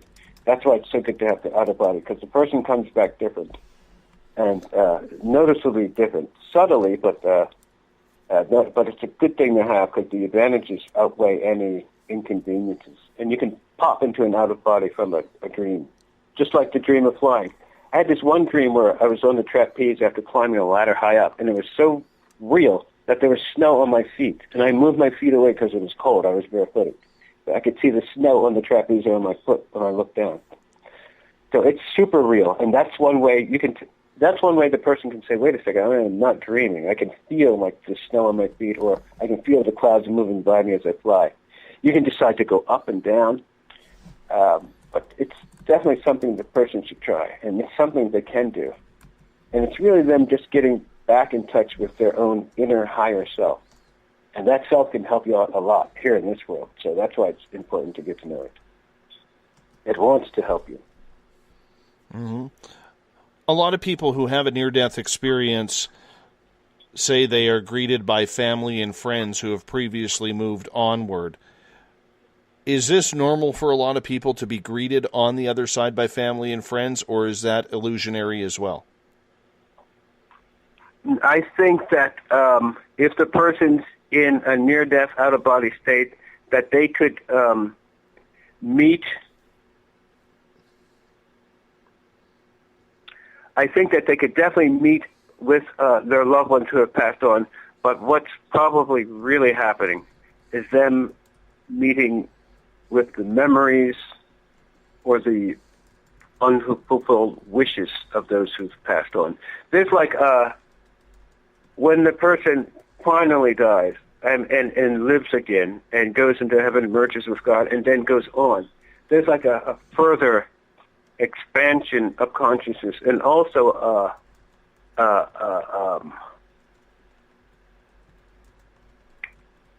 more assimilation into the greater consciousness, where the person still retains their own individual personality, although they have also merged and assimilated with that higher consciousness too. And I spoke of a dual consciousness when the person has an out-of-body, where someone could prick you with a needle. Your physical body, when you're in the out-of-body state, you could see them from 15 feet up, touching your physical body, and your astral body would feel it, or vice versa. Whatever happens to the astral, your physical would feel it, and it would chill up too. But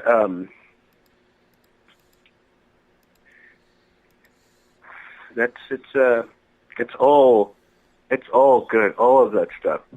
It's so worth it. But as far as the people meeting loved ones, definitely it could happen.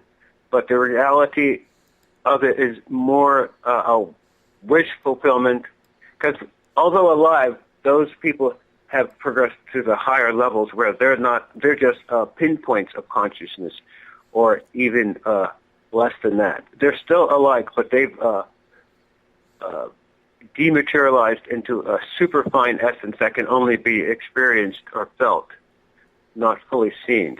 But definitely I would think that you could communicate with them. But in reality, what's happening is probably that a desire that they wish they could fulfill, or at the other, some kind of, because their people have long gone on and merged with the higher thing. The person will never die, and they will never lose their individual consciousness, but there is a merging into the greater whole, and that comes way after, but the person will live on. And in that higher merging, where you become an expanded essence, then you'd probably have more of a chance of meeting up with your loved ones. Say you had a son or a daughter, and definitely the longing to see them, because I have a son, would attract either you to them or them to you. And in those higher, because those after-death progressions are like levels that the person takes to get to that highest state of where there is no actual body. They're just essence. That teeming, I call it a teeming soul essence, where you're like the essence of like a soft drink, like a Sprite or 7-Up when it fizzes. There's the spirit body, that's one of the highest states it can get to, and when you're just all thought. And, of course, in that state, you can merge into anything. And in all of the states, but then you're pure energy and thought then, and just a pinpoint of consciousness. And that's where you can merge into the greater. That final merging into the all, that's interesting, too, because you're just absorbed into it. But that's a good question, Dave. Mm-hmm. Have you ever met someone who has actually been through their judgment during a near-death experience? And the reason why I ask is I have a good friend of mine. His name's Daryl. He's going to come on this show in August to discuss what happened to him as he recalled his judgment during a near-death experience after having a brain aneurysm. And on this side, it took 3 weeks. Up there, he said it felt like a very long few hours. Okay. Have you ever heard of that? Have I ever heard of a person going through the judgment phase? Yes. Yes. Yeah, I've heard of a lot of experiences talking about their judgments. It'd be interesting to hear his, because that is real. And I'm glad he recalled that. That's something that you probably could not forget. But it would be definitely interesting to hear his experience. And that's, you say, in July. August, yes. Did he mention levitation? Yes. He actually recalls standing in like a courtroom. And I'm saying this story secondhand, but he actually recalls almost being like in a courtroom where the devil was on his left and going through absolutely every single thing he did wrong his entire life. And he said he had Jesus on his right as his lawyer, and God was the judge. And he never looked up at God because he was so ashamed. But he said the feeling was absolutely immensely awesome. And he felt very shameful when he was put in that situation. Yes. He described it perfectly. Now, there is, the science and the world authorities asked if there was any kind of mediator in the time of the life review or the judgment. And there was some kind of super lawyer not pleading, but speaking in my behalf. That was with my near-death. And so his was just like that. I didn't have any kind of adversary. It was just me, this mediator who may or may not have been Jesus, but it was someone who had the authority to speak to God for me. And like you said, at that time I couldn't see beyond. I couldn't even see the mediator. That's how dim, but there is a God, there's a judgment, and there was someone acting or speaking in my behalf. And I was glad, because, a person doesn't have the eloquence to speak to God, but this mediator only listed every good thing. And I was only 15, so, there's... But it's a fair thing. If you just believe, that's all you need. Everything else can be arranged or worked out. That's where God has, he has that thing, and he rewards amply for it.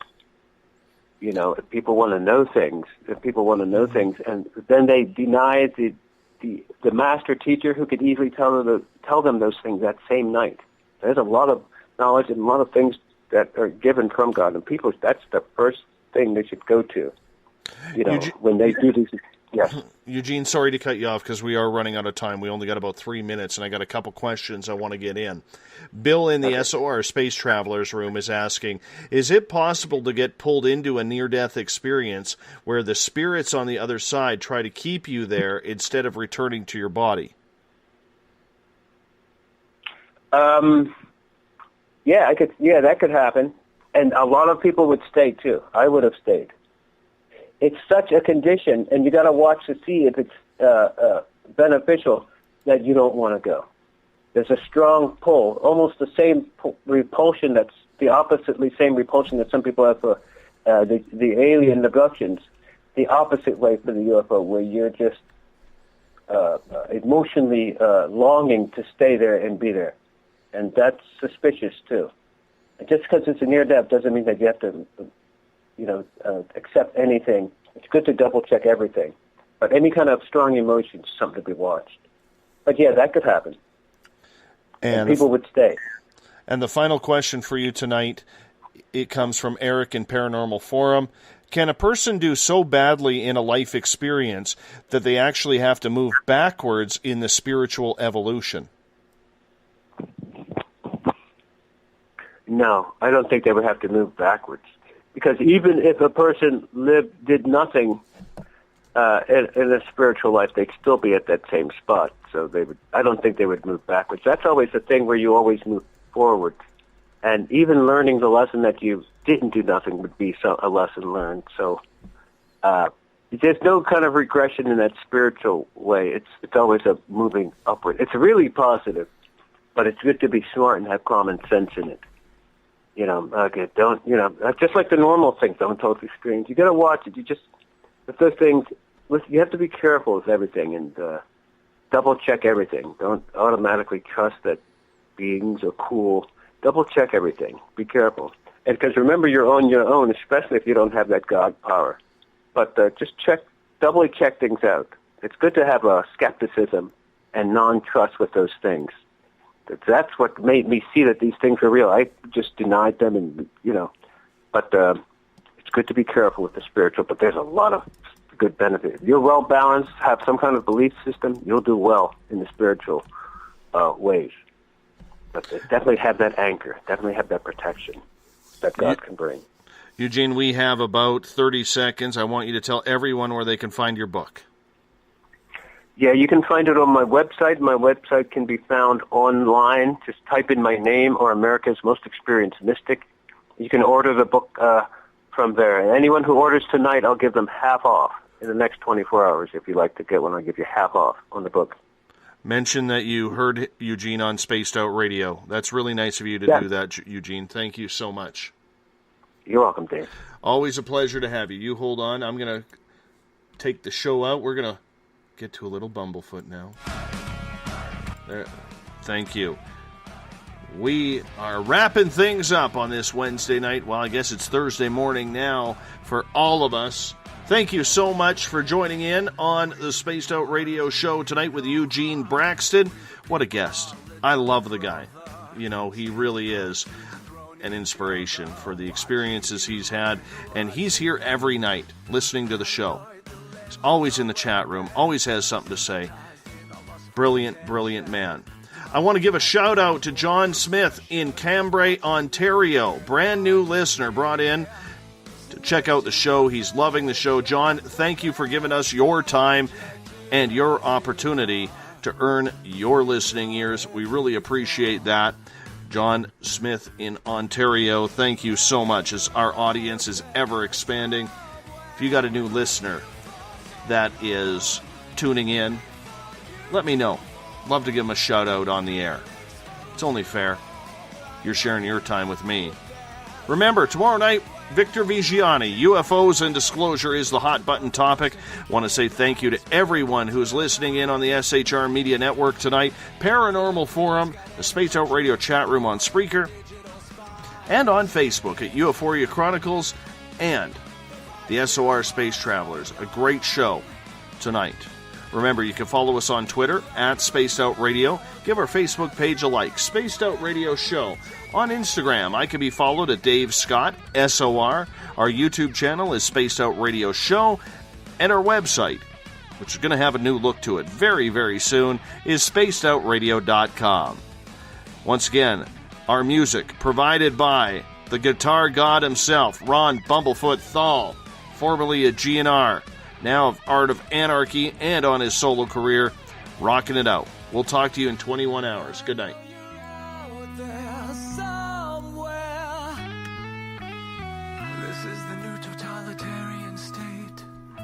1,000 eyes are waiting for you to break. Stay in line, don't make a mistake. We're watching. We watched you for so long.